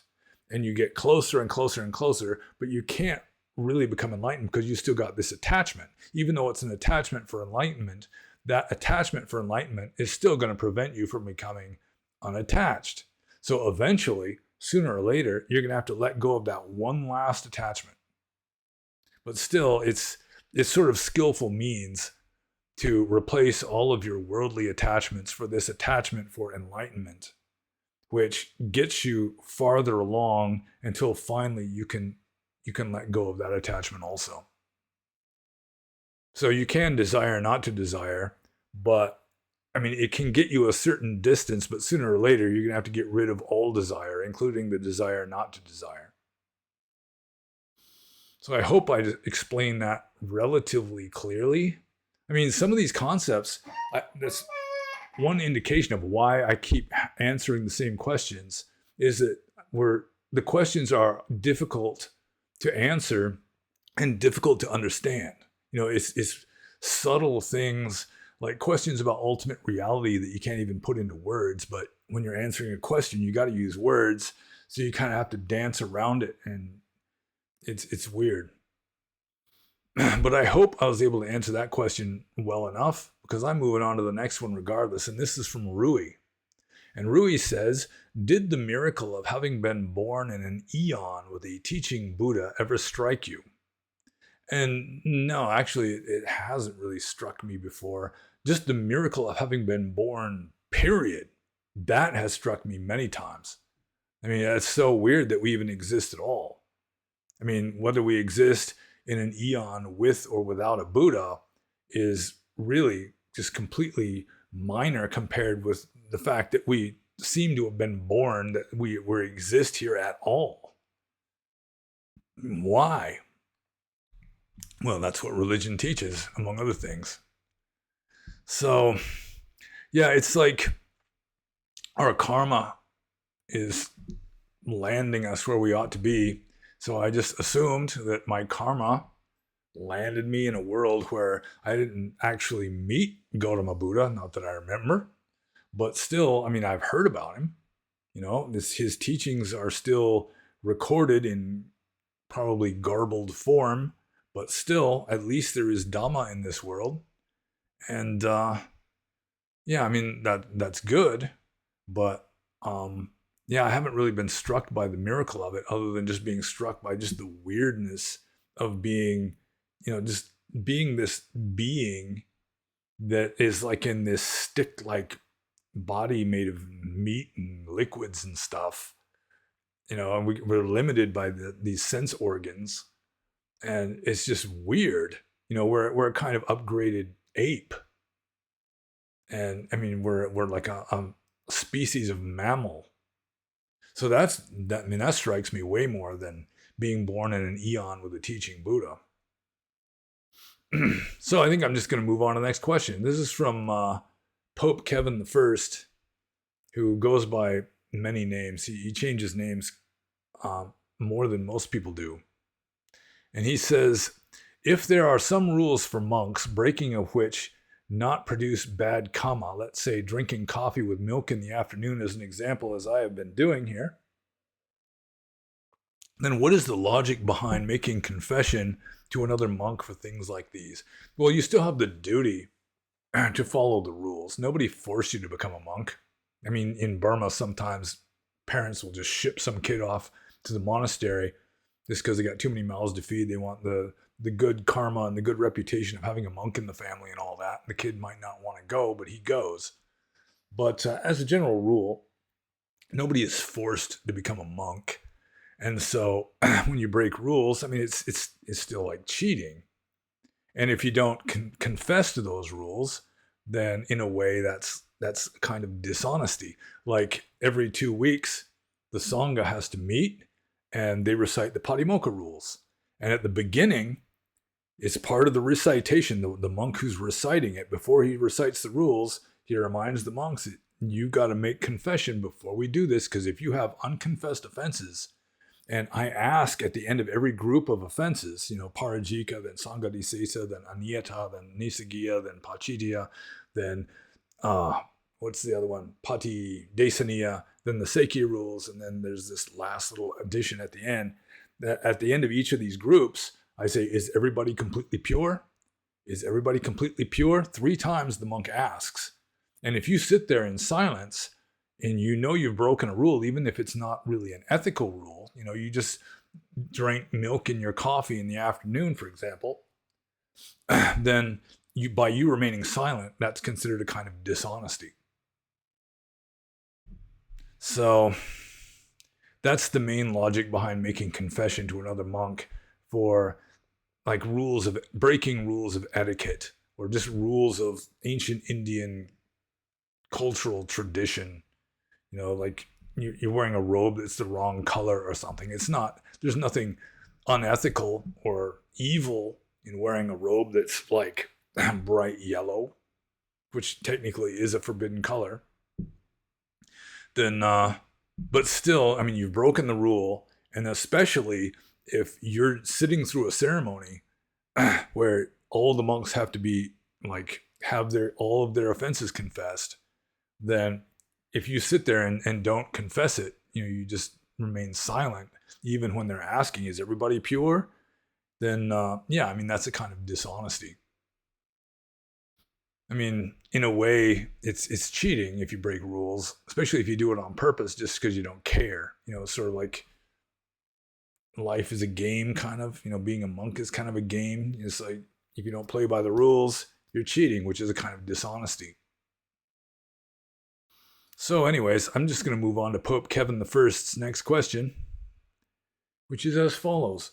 In Anguttara Nikaya 3.86, the 86th sutta in the group of threes of the Anguttara Nikaya, it says, quote, monks, this recitation of more than 150 training rules comes every fortnight, unquote. However, there are 227 rules in the patimokkha. But if you add, in relevance order, 4 parajikas, 13 sanghadisesas, 2 aniyatas, 30 nesagiya pachitiyas, 92 pachitiyas, 4 patidesaniyas, and the 7 adhitthana samatas, it adds up to 152.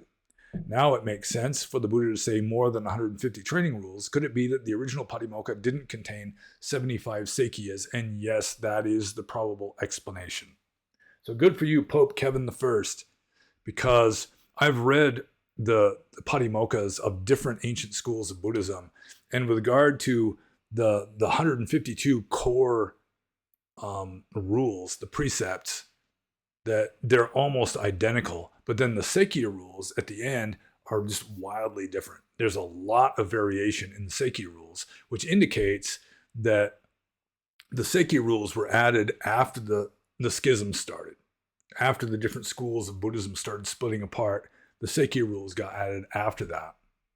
And it doesn't even say that they're really rules that they're like, technically, if you break a Sekhiya rule on purpose, especially, then that is a dukkha offense. It's an offense of wrongdoing, which is like the lowest level. It's the lightest kind of offense there is, but it doesn't really say that in the rules themselves. That's sort of a later interpretation of these Sekhiya rules. That, I mean, at first it's just sort of like advice on proper conduct in the Sekhiya rules. And there was like a Chaitya sect of Buddhism that was emphasized pagodas or Chaityas, Zaidis as they're called in Burma. And so their Sekhiya rules have a lot of rules concerning proper conduct with regard to pagodas, which are missing in the other schools. And it's not all 75 in every patimokkha. It's just in Theravada Buddhism, the Bhikkhu patimokkha has 227 rules. different schools of Buddhism had different numbers and different Sakya rules, even though most of the rules were almost identical. So yeah, that's early on. There were probably 152 rules. And then the Sakya rules got added like maybe around the time of the Third Council. So I'm just going to move on to the next question here. This is also from Pope Kevin I. Majjhima Nikaya 66 explains why monks cannot eat food at night. Digha Nikaya 1 says the recluse Gautama eats only in one part of the day, refraining from food at night and from eating at improper times. And Pachitya 37 says, should any bhikkhu chew or consume staple or non-staple food at the wrong time, it is to be confessed. Unquote. Ajahn Tanisaro says, the Vibhanga defines, the Vibhanga is like the ancient commentary to the rules, to the patimokkha rules. The Vibhanga defines the wrong time as from afternoon until dawn of the following day. But that's Abhidhamma, not the suttas.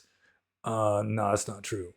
I know it is traditional going for millennia now, but maybe monk can eat one meal a day in the morning or in the afternoon, but not at night. And of course, he cannot store food overnight.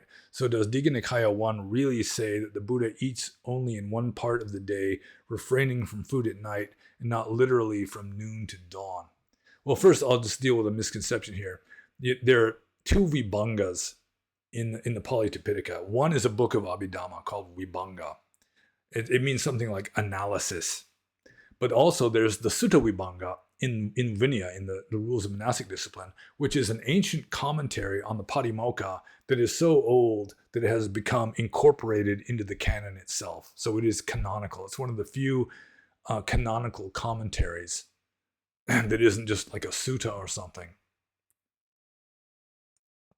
So, I mean, it is part of Vinaya. The rules of monastic discipline say that the right time is between dawn and midday. And there are many statements, if you come across them, that makes it clear that the proper time for a monk to eat is between dawn and midday.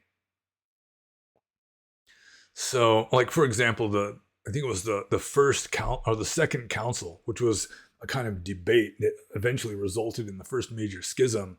One of the topics of debate was, is a monk allowed to continue eating his meal if the shadow of like the sundial is like, I can't remember, I think it's like 2 finger widths past the midday mark?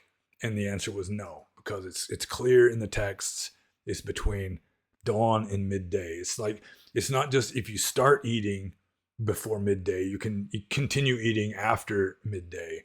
That no, you have to be finished by midday. So yeah, I mean, it's just ancient Indian tradition that monks, I mean, because that's when you go for alms round, is in the morning. Monks walk for alms in the morning, and then after you get your food, you sit down and you eat it, and then you wash your bowl. You know, you feed the monastery, the scroungy monastery dogs and the birds and all that with any leftovers, and then you go on with your day. So yeah, I'm pretty sure it goes all the way back to the time of the Buddha, that the proper time for a monk to eat food is between dawn and midday. So I'm just gonna move on to the next question, and this is from GameFap. And I can't remember GameFap asking questions before. GameFap is kind of an unusual name. I'm sure he got picked on a lot when he was a kid in school. So anyways, GameFap says, what are your thoughts on Abraham Lincoln and the Civil War? Do you have a Buddhist perspective on it? And I mean, I have a Buddhist perspective on everything, on life in general, because I am a Buddhist. And so it kind of goes through a Buddhist lens to some degree. But I can't really say that I've got a specifically Buddhist perspective on Abraham Lincoln. I really don't know that much about Abraham Lincoln. I do know a little more about the Civil War. And I think at least half of what I know about the Civil War, I learned from a book that's on my bookcase back there. I picked it up at a used bookstore in Mandalay, Burma, when I was a monk. It's called, Strategy by B.F. Little Heart, I think is his name. strategy, the indirect approach. And he was doing like this strategic play-by-play of like major wars in history, including the Civil War. Also, I've read the autobiography of William T. Sherman, which is really interesting book. But with regard to Abraham Lincoln, I know just the standard stuff. People will say that, he really wasn't a good president because, he was suspending people's constitutional rights and so forth during the Civil War. But I don't think he was a bad president. He apparently was an abnormally honest president, that he may actually deserve being considered one of the 2 or 3 greatest American presidents. But I really don't know a whole heck of a lot about him. With regard to the Civil War, it's like every war that comes along is the first modern war, it seems like. But the Civil War was another one of those modern wars. It was using aerial surveillance with hot air balloons, and it was one of the first wars that was using steam trains to transport troops and so forth. And my father, who was born and raised in Georgia and was old enough to have actually seen people who were veterans of the Civil War when he was a little kid, he followed the standard Southern narrative that the Civil War was over states' rights and not over slavery. Although it's pretty clear to me that, probably the main reason why the Civil War started was because of the issue of slavery, because Abraham Lincoln made it clear that he was no friend of slave owners. He considered slavery to be a bad deal, and he was going to do something about it. And so the southern states seceded from the Union before he even took office. As soon as they heard he won the election, they just bailed. It's like, nope, we're out of here. They just noped right out of the Union.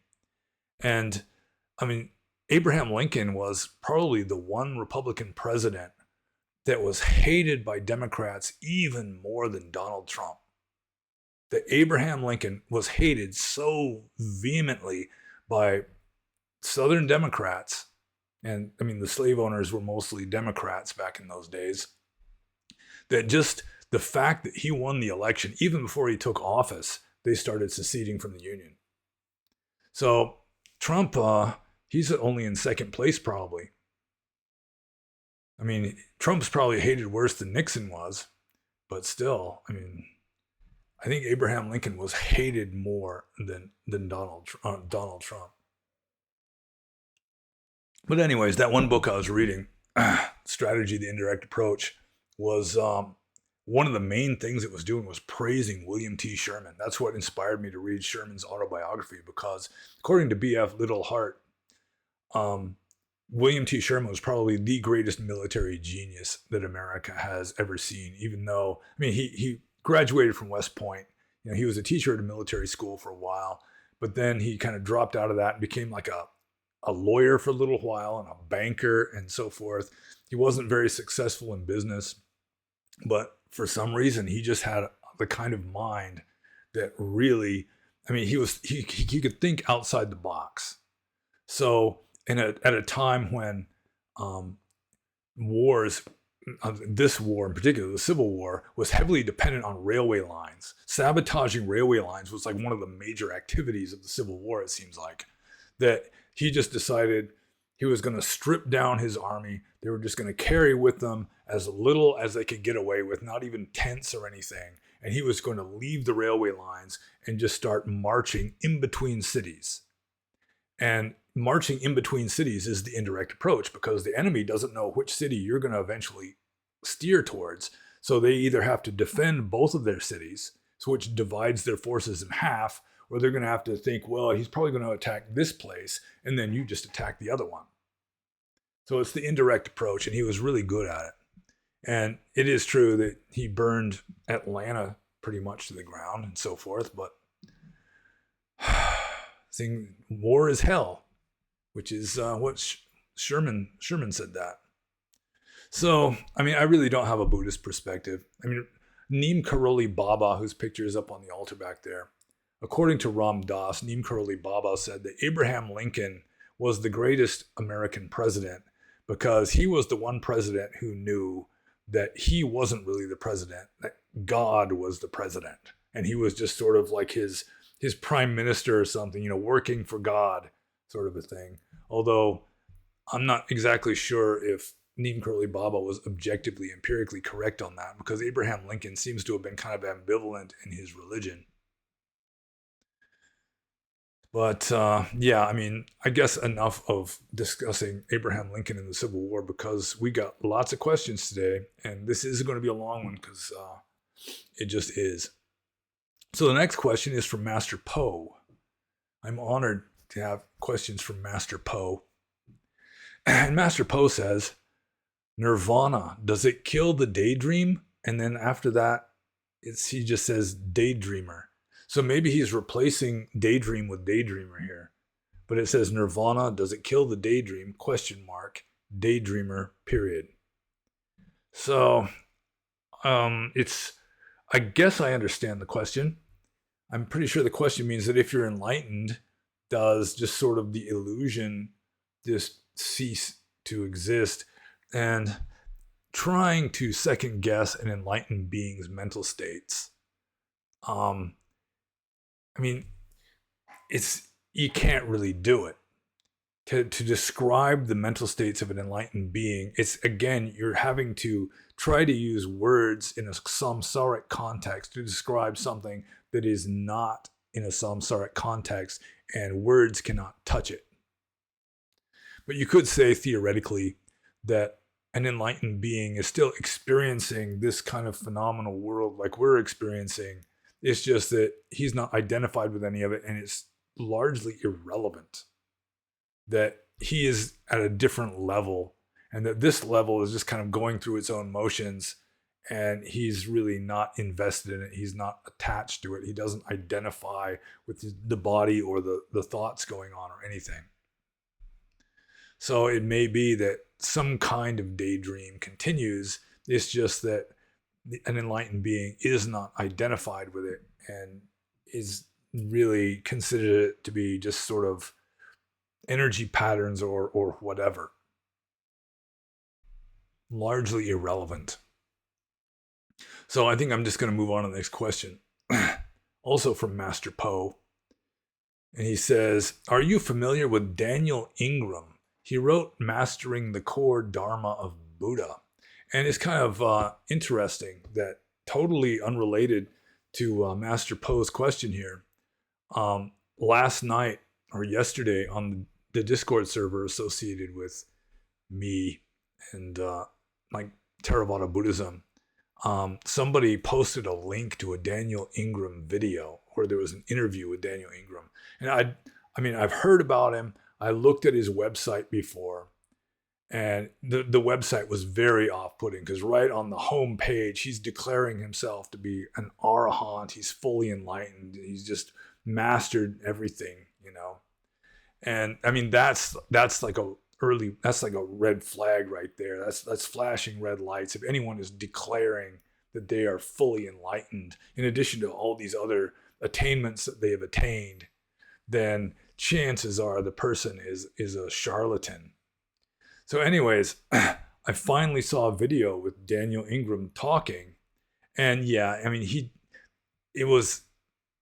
did not seem enlightened to me, for whatever that is worth. I think he might also have been gay, but I mean, that's irrelevant too. But yeah, he was just kind of like this nervous, high-strung person who acted nervous, which you don't really associate with a fully enlightened being who's pretty chill, you know? And yeah, so yeah, I think that he knows some stuff about Buddhism, and he might be a kind of narcissist who, I mean, he's got himself persuaded as well as trying to persuade others that he really has just nailed it. You know, he has mastered this Dhamma. You know, he's fully enlightened just for starters. And I don't know. I mean, I don't want to take the risk of bashing an enlightened being just in case he really is enlightened, but I just don't get the feeling that he is. And so, I mean, the options are that he's like either a deliberate fraud or he's sort of got such a high opinion of himself that he's able to explain, you know, his own personality in such a way that he's enlightened or something. But I mean, he's knowledgeable, I am sure. Um, but whether he's fully enlightened or not, I personally, if I had to guess, then I would guess that he is not enlightened, if that even means anything, because again, to be fully enlightened, you're off the scale, and we here, like doing videos and watching videos and stuff, are on the scale to the extent that we're here. So it's hard to say. I mean, if Daniel Ingram is fully enlightened, then of course that would indicate that just about anybody could be fully enlightened, seems to me. So yeah, I'm skeptical. Let's just say that I am skeptical of Daniel Ingram's full enlightenment. So I'm just going to move on to the next question. This is from Yuga-U. And Yuga-U says, hello, I have seen people killing bugs without any remorse. Now I hear that in Gaza, tens of thousands of children are being killed. Is their state of mind the same? Is killing that easy because of the names and perception? Well, killing insects, let's say you're getting bitten by a mosquito and you just slap it, then yeah, that's going to be very different mental states from making an effort to kill one human child, let alone 10,000 human children. So it's going to be very different mental states.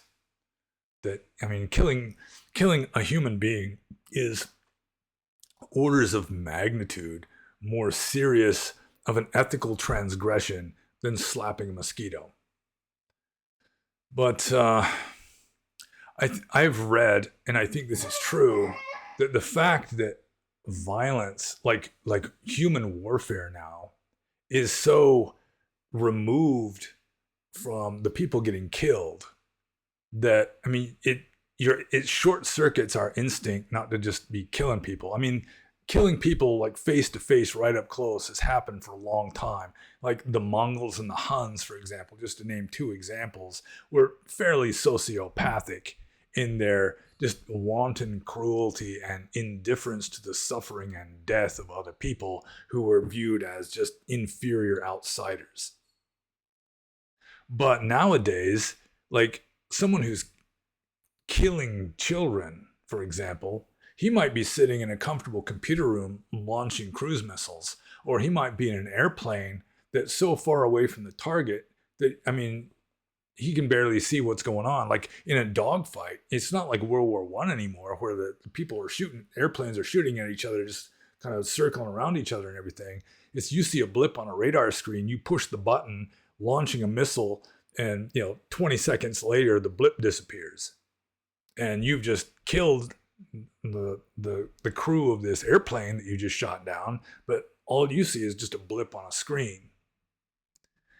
And with regard to Gaza and Israel, it's, I mean, I can understand the situation where Israel has survived as long as it has through hitting back at least 3 times as hard, sometimes 10 times as hard as they were hit themselves.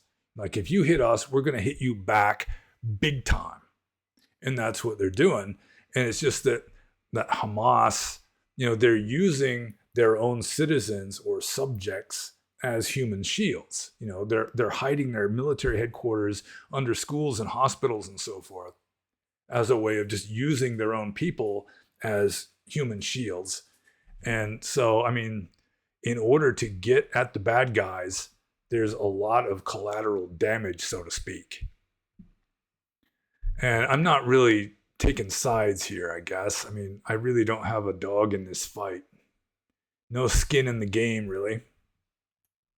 But I can understand why Israel is doing what it's doing.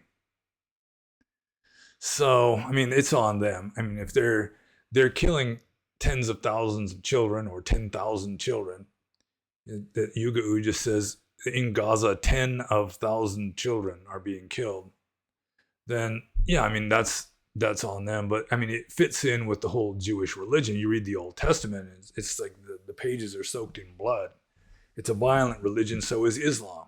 Islam and Judaism are both, I mean, they're scriptures anyway. At the scriptural level, they're both violent, relatively harsh, relatively cruel religions. And they're just duking it out over there, which has been going on forever, really. Like the Near East, the Middle East has been a war zone since prehistoric times. So anyway, what's the question here? Oh, is their state of mind the same between swatting a mosquito or... It depends on the person. And I don't think, I mean, even in a hardened sociopath who's just launching missiles into inhabited cities, you know, just collapsing apartment buildings. And I do think the Israelis are trying to keep that to a minimum, sort of like, you know, the tuna fishermen are trying to keep killing of dolphins to a minimum. You know, it's kind of a similar thing in that case. I mean, yeah, I mean, it's really hard to talk about this. But it's not the same mental states. Probably not even in the most hardened sociopath would there be the same kind of karma made from swatting a bug or spraying a bug or whatever and like launching a cruise missile into a city.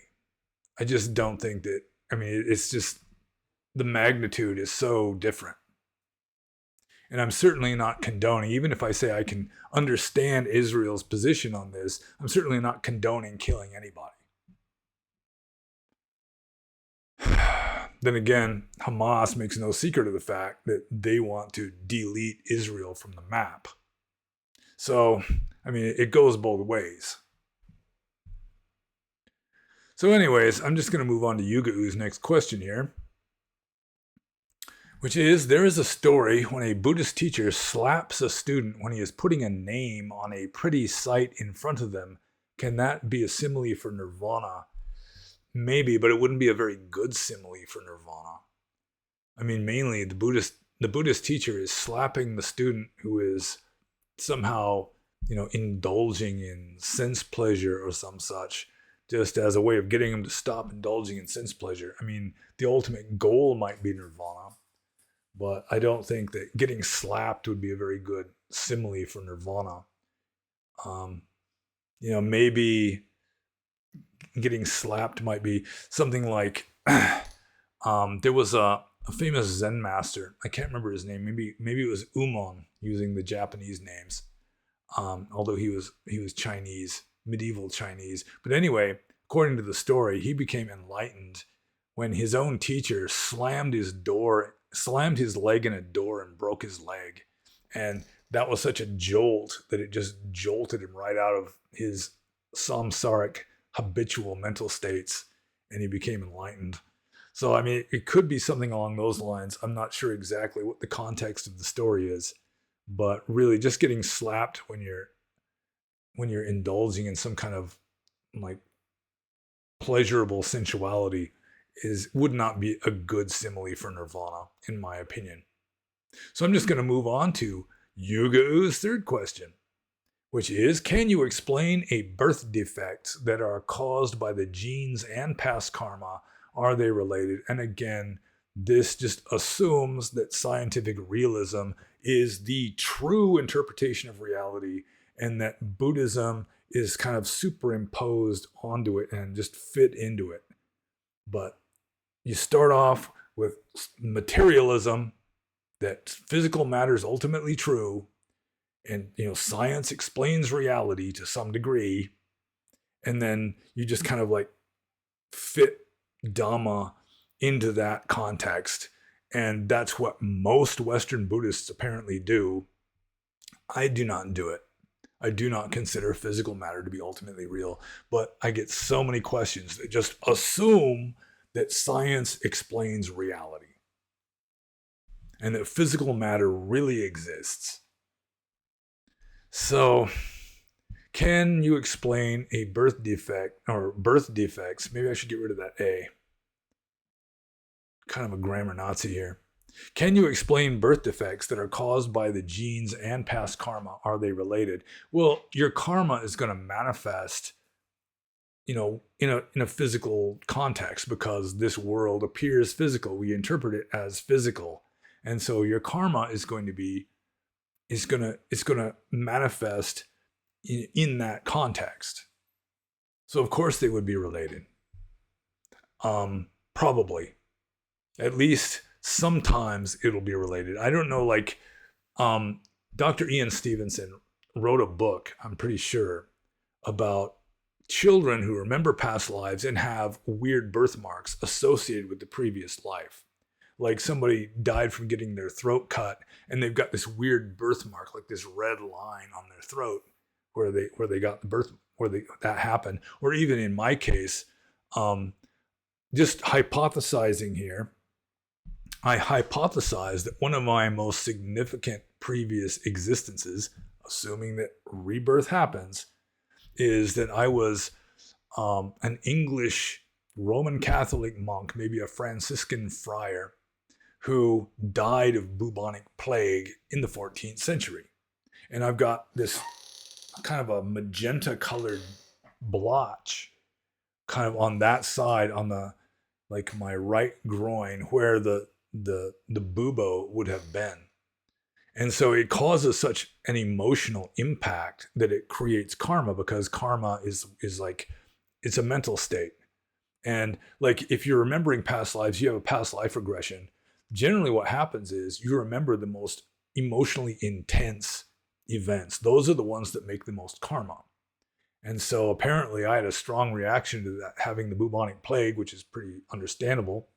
And so it had this latent residual effect of this weird little magenta colored spot kind of in that, very close to where the lymph node is.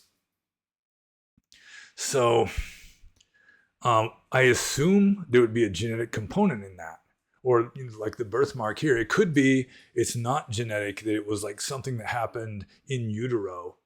Maybe something happened like when the embryo was small. It was like the umbilical cord left a mark there or something. It could be something like that.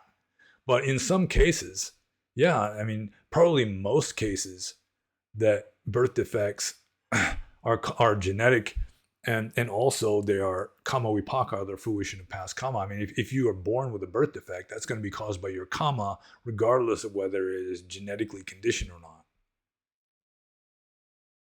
So I guess I answered that question. I guess so. So I'm going to move on to the next one. This is by Pranav. And Pranav says, why does the Burmese hate Indians, even though it is the land of Buddha? Is it because of British using their infamous divide and rule strategy to instill hatred against India? And I don't think so. I mean, to some degree, indirectly.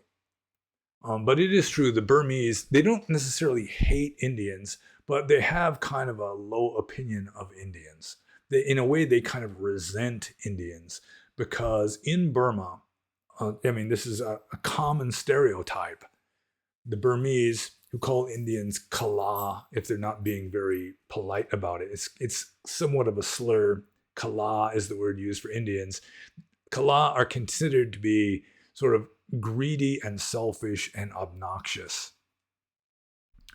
And there are certain reasons for this that are related to the British to some degree, in that the British, when they colonized Burma, they didn't really trust the Burmese very well. They considered the Burmese to be like childlike.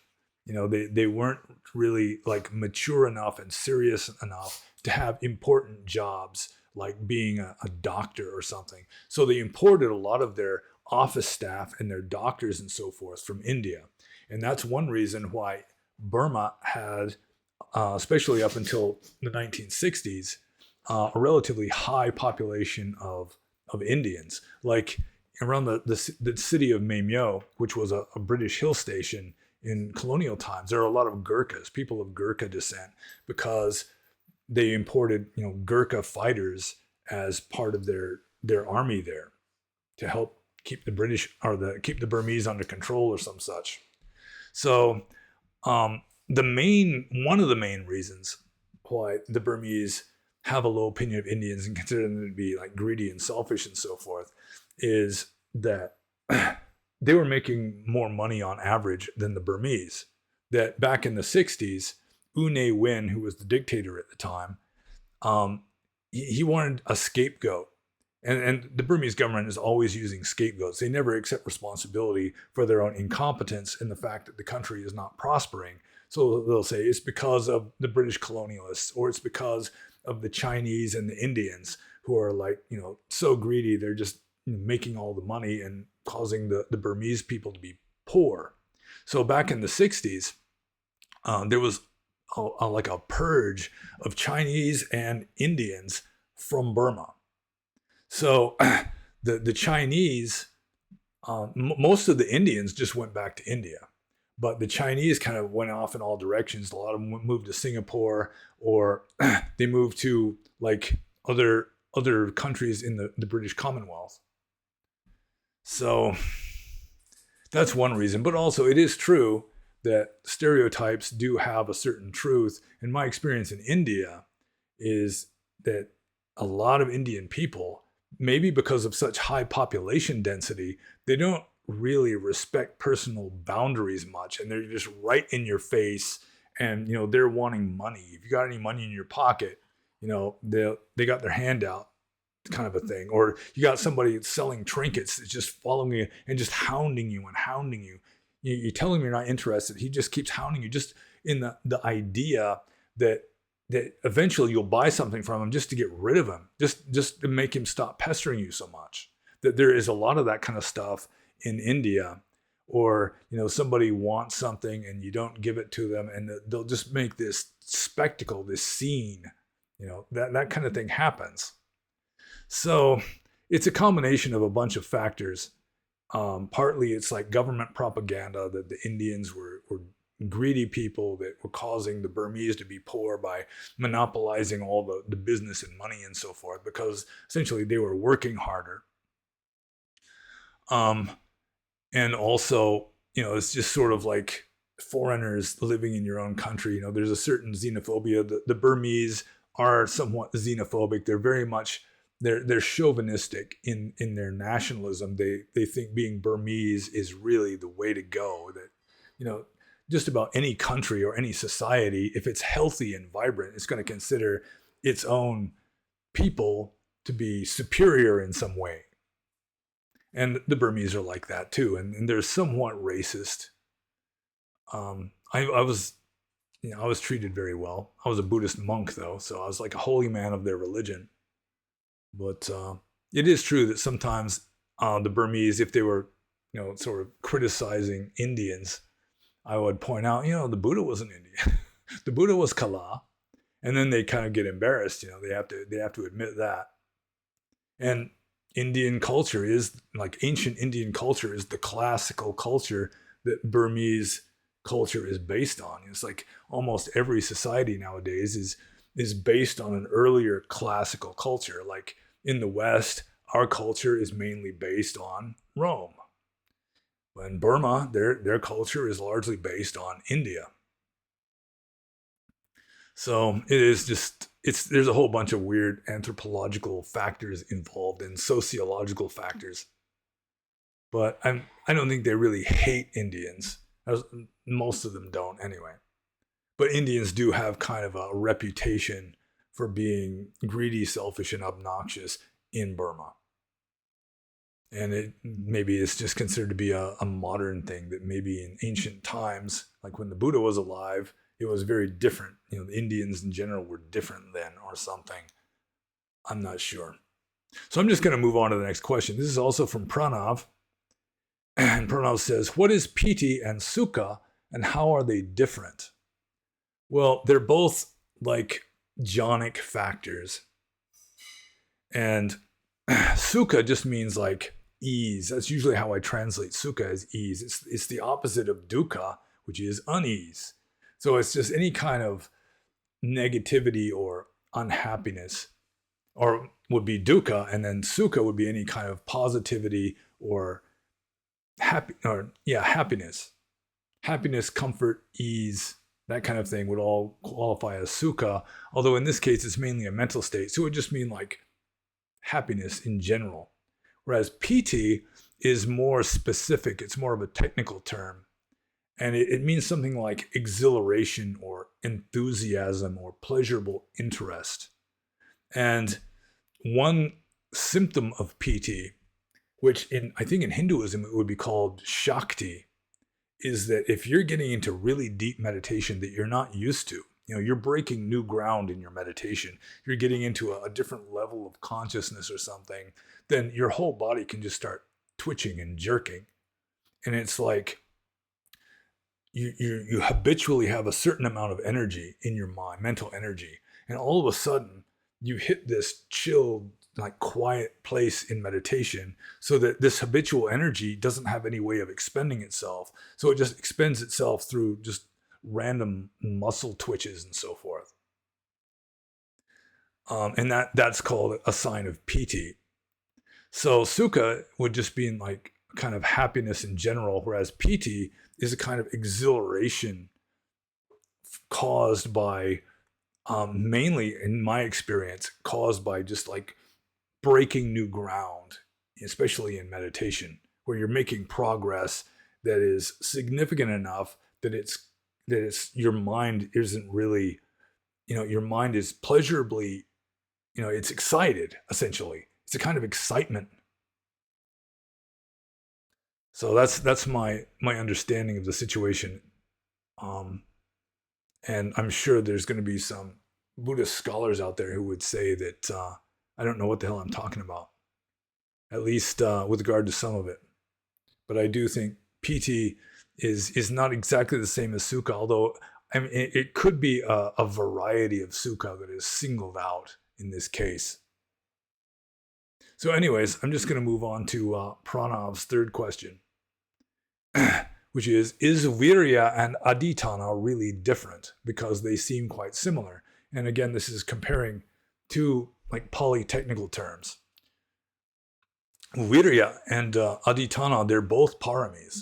So they're definitely considered separate. And they really are separate, because viriya, it means something like ardor, or, I mean, literally it means something like manly effort, because it's the vir in the word viriya comes from the Proto-Indo-European root that means man, like in the English word virile or triumvirate, the rule of three men.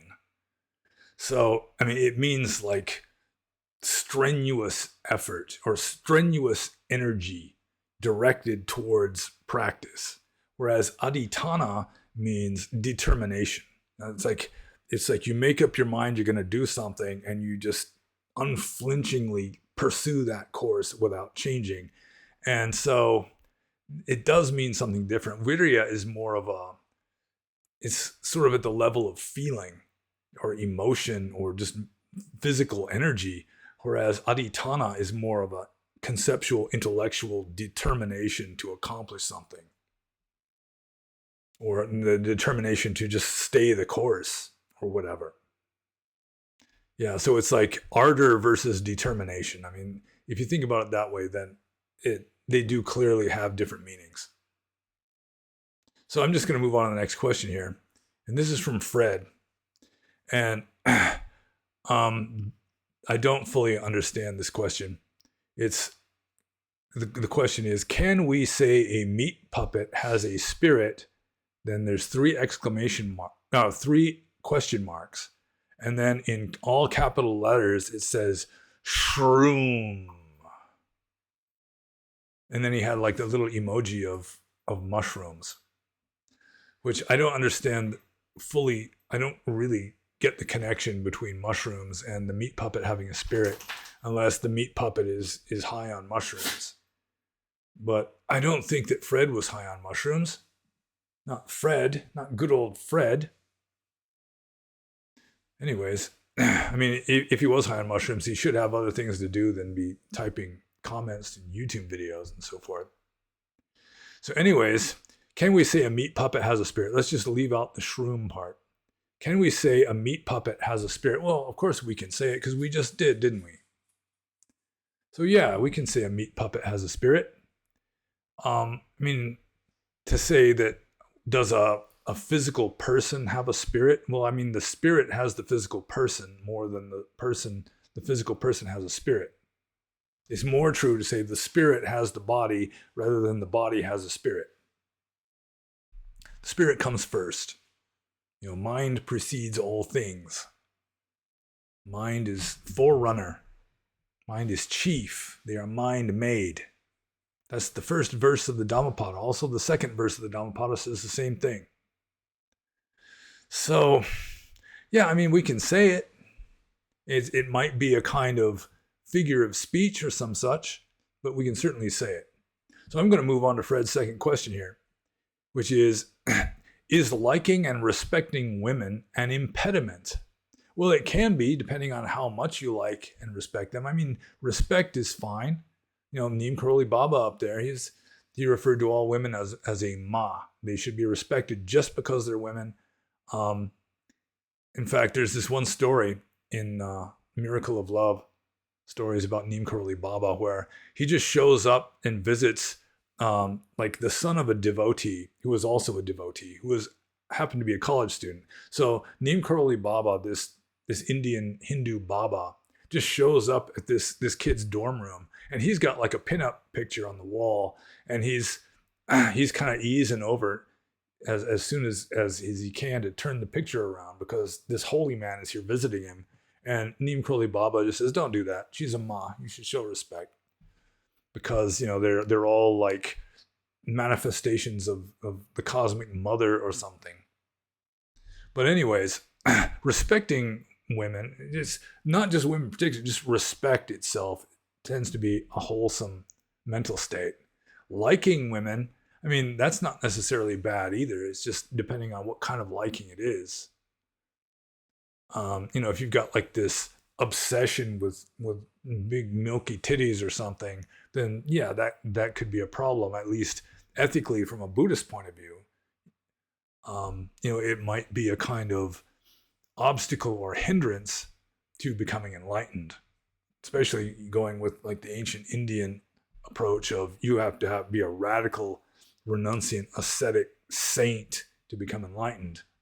Then yeah, that's that kind of liking for women, liking women just because they're women, and not just liking them because they're just another embodied spirit, so to speak, a fellow embodied spirit, just another manifestation of consciousness in a way. That, yeah, I mean, yeah, it depends on exactly how you go about liking and respecting women, I think. I mean, if you're just like simping on them all the time, then it might not be so good. But even then, it depends on the mental states. I mean, what's called simping now used to be called chivalry. It was just what guys did.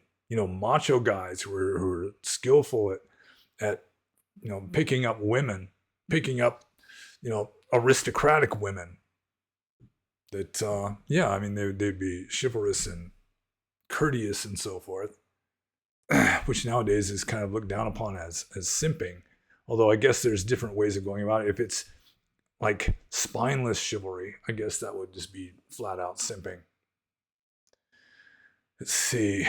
Yeah, I guess I answered that question. Is liking and respecting women an impediment? If that's all you're doing is liking and respecting them, if it doesn't go any farther than that, then I don't see any problem at all. It's just how you go about it and to what degree of like attachment and clinging and desire is involved in your liking of women. Because it's the desire and attachment that is the problem, not just liking and respecting. So I'm just going to move on to Fred's third question, which is another one that is a little difficult to understand, which is vipaka is hard to decipher? 3 question marks. And I mean, vipaka is the fruition of karma. Well, literally it means the ripening out of karma. So is that hard to decipher? I assume what he means here is it hard to understand what kind of karma your vipaka is the fruition of? And yeah, that would be hard to understand. I mean, maybe only a fully enlightened Buddha could really understand that. Someone with psychic, like profound psychic powers who's also enlightened might be able to look into you and see this is happening to you now because of something you did as a Japanese peasant in the 18th century. Something like that. But for an ordinary person, I mean, the best you can do is just make guesses. At best, it would be like educated guesses, but still just guesses. Unless it's something really instantaneous. You know, if your car gets a flat tire and you get out angrily, kick the tire and hurt your foot, then yeah, that would be instantaneous karma-vipakka from angrily kicking the tire. So that wouldn't be too hard to decipher. But generally, yeah, it would be hard to figure out. I mean, you couldn't figure it out. You'd have to just like see it directly with the divine eye or some such. So I'm just going to move on to the next question. This is from the proto-pseudo-monk, who also goes by the alias of Cool Whip. And the proto-pseudo-monk says, does meditation make you hypersensitive? And if hypersensitive just means more sensitive, like more perceptive, then yeah, it can. It definitely can. Like if your meditation is going really well, you might start noticing things that you usually don't notice, like blinking and swallowing your own slobber and the feel of your clothing brushing against your skin when you move. Things like that. That, yeah, it would make you more sensitive to that sort of thing because you're more aware of what's going on around you. With regard to hypersensitive in the sense of like getting offended easily or getting your feelings hurt easily, then I would say no. It'd probably be going in the opposite direction. You wouldn't offend or get your feelings hurt as easily because you'd be seeing everything as phenomena. You'd be detached from it to some degree, at least if you're doing good Buddhist meditation. There's all different kinds of meditation. And the dog's being friendly to me. So, let's see. So I guess I answered that question. I really shouldn't be spending 15 minutes on each question because then, I mean, this would turn into a marathon. So I guess I'm just going to move on to Proto-Pseudo-Monk's second question, which is the divine grace misconception. If Nibbana has no cause, then what is the monk's life for? Well, Nibbana has no cause because if it had a cause, then it would be conditioned and it would be impermanent and conducive to suffering, and that's not Nibbana. So all you can do, you live the monk's life to increase your odds of it happening, increasing your availability to it happening. Like I've said before with regard to Krishnamurti saying, you can open the window, but you cannot force the wind to blow in. But it's certainly not going to blow in unless the window's open. So you just get things in order, make yourself empty and receptive, or just receptive, and then it's more likely that the paradoxical enigma of enlightenment can happen. It's more possible. But you can't make it happen because any kind of making is karma. Karma literally can mean making. So karma just leads to more karma. Karma leads to fruition of karma. And that's not Nibbana. Nibbana is not the fruition of karma. It's not the result of an action. So it's like a paradox because you're dealing with two different levels of reality. We got this level of reality where causation happens, and then you've got ultimate reality where there is no causation. And the interface, or whatever you want to call it, the transition from one level to the other, it's going to be paradoxical because it's no longer contained within the realm of like rationality, for example. So the monk's life is for increasing your odds of becoming enlightened and also just increasing your wisdom and happiness in general. So even if you don't become fully enlightened, still at least you've gathered up treasures in heaven. You've cultivated wisdom. You've cultivated, moral virtue, and you're going to have positive results from that. So I'm going to move on to Proto-Pseudo-Monk's third and next question. Is it true that only I almost said the wrong thing here. Is it true that only an ordained monk can become an arahant? All Theravada monks seem to promote this idea. I don't see why this metaphysical law conflating conventional and ultimate reality could be true, even if you disagree with orthodox. Could you please clarify the logic of this alleged monopoly on arahantship? Yeah, it is true that according to orthodox Theravada, it doesn't say that only an ordained monk can become an arahant, because there were cases like Bahiya in the Udana 110. He was not an ordained Buddhist monk, but he became enlightened, and then he died a violent death shortly thereafter. So the idea in Theravada, the official position of Theravada, is if you become enlightened, you'd better become an ordained monk really fast, because it's like the vessel of a layperson, or the vessel, the bodily vessel of a non-ordained, non-Buddhist is just too impure to contain enlightenment. It just causes too much of a conflict in natural order or natural law or some such, so that it's just an unstable situation that it just gets removed from the world, because it just cannot, it's just too unstable, apparently. But I think the real reason why Theravada has this idea is just, it's like pro-Theravada bias. That, it's like Christianity, some schools of Christianity think that they have a monopoly on heaven, that only if you are a Christian, or only if you belong to this denomination of Christianity do you have any chance of getting into heaven. Islam is like that. The Book of Mormon says the same kind of stuff.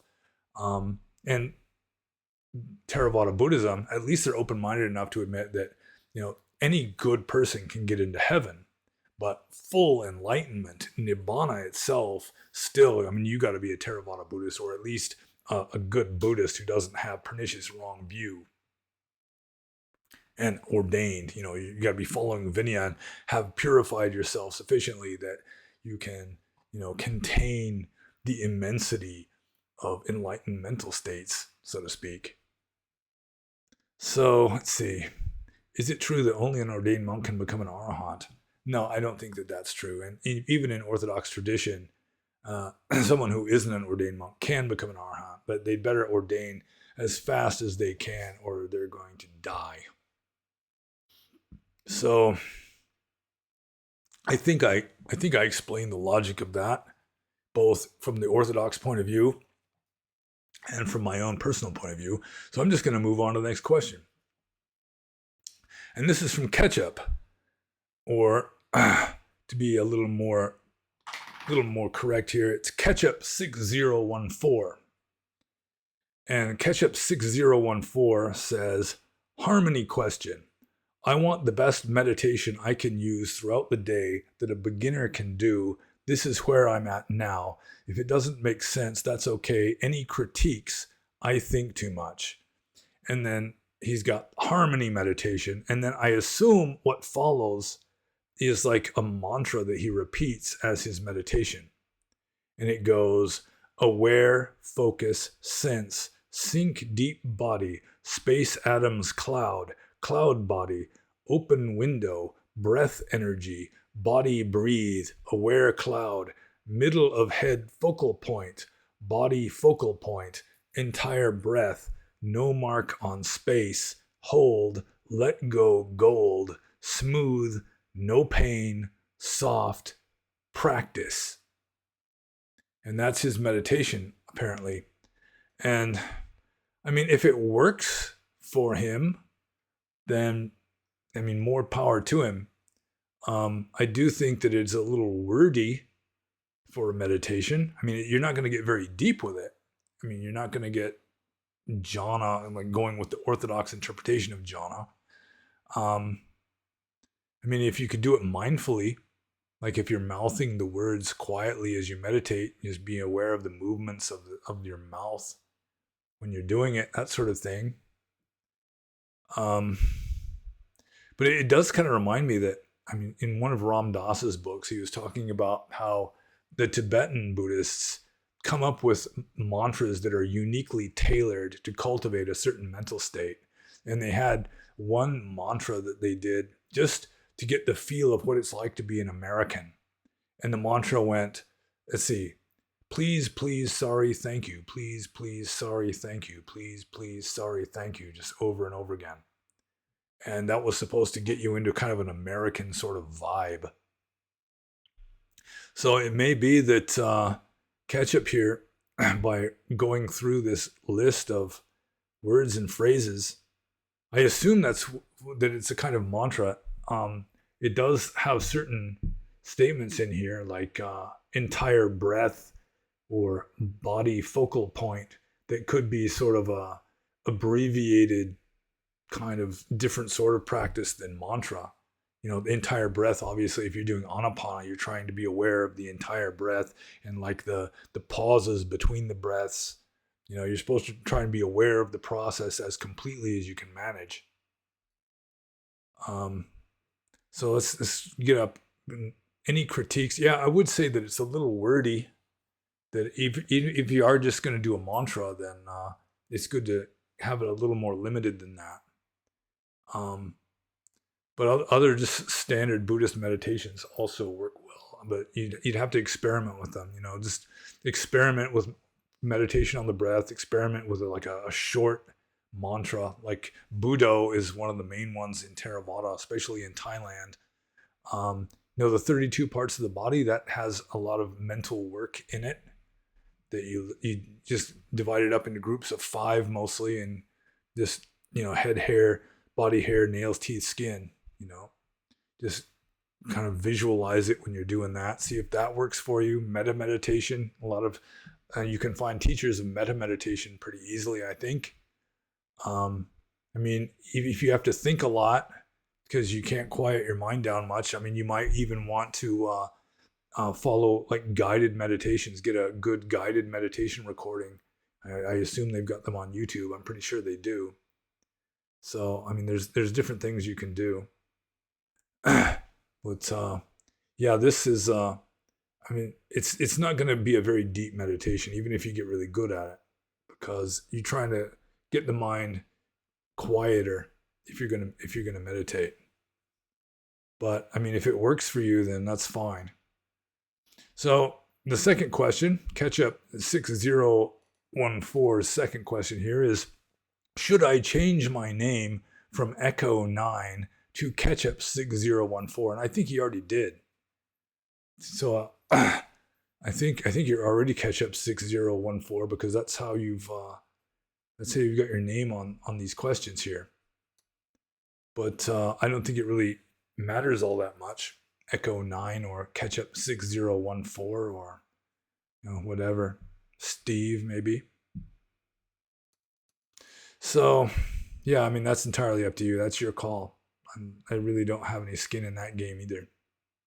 So whether Ketchup 6014 should change his name, or, you know, the Israel-Gaza conflict, I mean, I really don't have a dog in either fight. So I'm just going to move to the next question here. And this is from Wayne. And Wayne says, what are your thoughts on the chitta, or the knowing mind? Some Ajahns say it's one of the 6 elements, and that it's eternal, and Nirvana occurs when greed, hate, and delusion are all uprooted.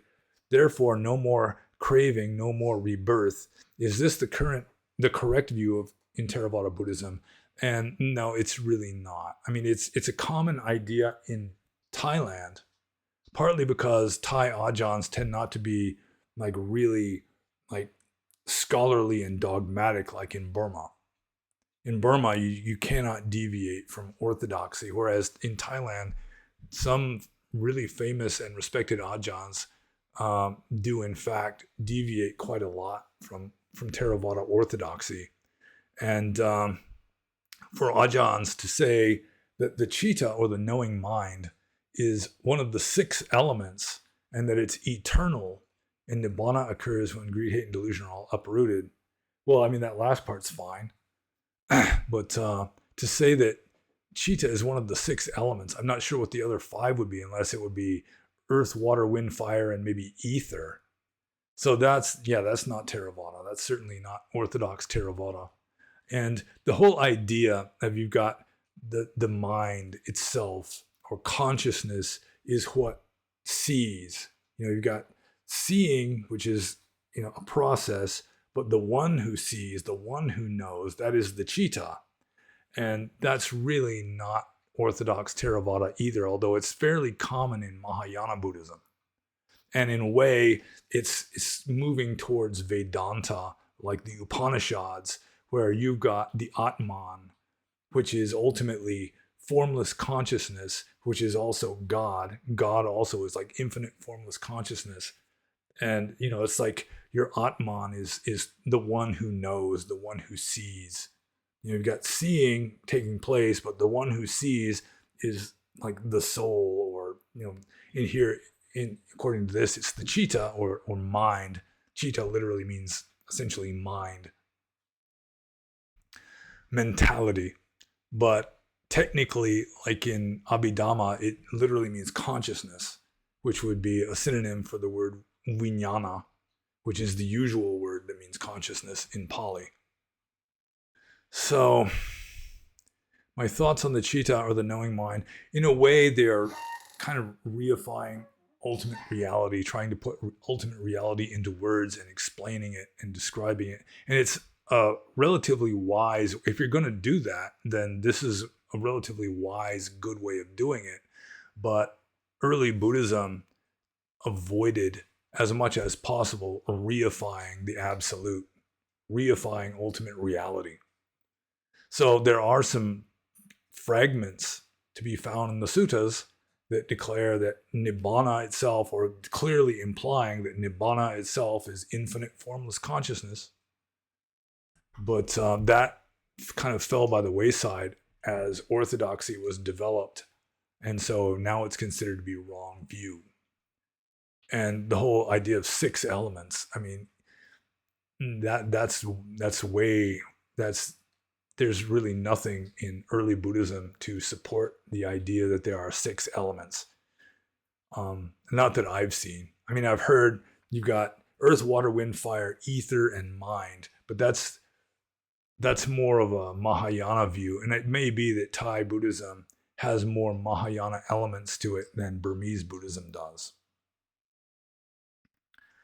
So, yeah, I mean, the question here is this the correct view in Theravada Buddhism? And no, it's really not orthodox, except for this last part where Nibbana occurs when greed, hate, and delusion are all uprooted. Therefore, no more craving, no more rebirth. No more craving. That's like the third noble truth. The cessation of craving results in the cessation of suffering, which is Nibbana. So, yeah, so that last part would be orthodox, but everything that came before it would be unorthodox. It would not be like official doctrine of Theravada Buddhism. But there are quite a few wise meditation masters in Thailand who adopt that point of view, partly because their own personal experience kind of bears it out, and maybe partly because of like latent vestigial Mahayana Buddhist elements in Thai culture. So I think I'm just going to move on to the next question here. And this is from Elias. And Elias, he's responding to something that I said in a previous video, in that I said that faith is delusion, because faith essentially, it means that you think you know something that you don't really know. Belief in general is delusion, because belief isn't the same as knowledge. If you believe something, you don't necessarily know it. You just believe it, and that's like faith. So throughout most of my life, I've considered faith to be kind of delusional, because it's just a kind of belief in which you think that you know something that you don't really know. So anyways, Elias says, thinking that you know something that you don't know, quote unquote, well, why do you believe in karma and rebirth then? And I don't really believe in karma and rebirth to the extent that I really just think it's true. It's more of a working hypothesis. So it's not like I'm just vehemently insisting that it's true. In fact, I don't think that any statement you can say in words is ultimately going to be true. It's all just going to be conventional truth anyway, and not ultimate truth. But with regard to something like rebirth, yeah, I mean, I've said over and over again in my videos that there's no way to prove it one way or the other, and that it's a working hypothesis. And with regard to karma, I mean, some aspects of karma you can experience directly. Like if karma is volition, to the extent that there's volition, to that same extent there is karma, because they are identified as each other in the polytexts. Karma is volition.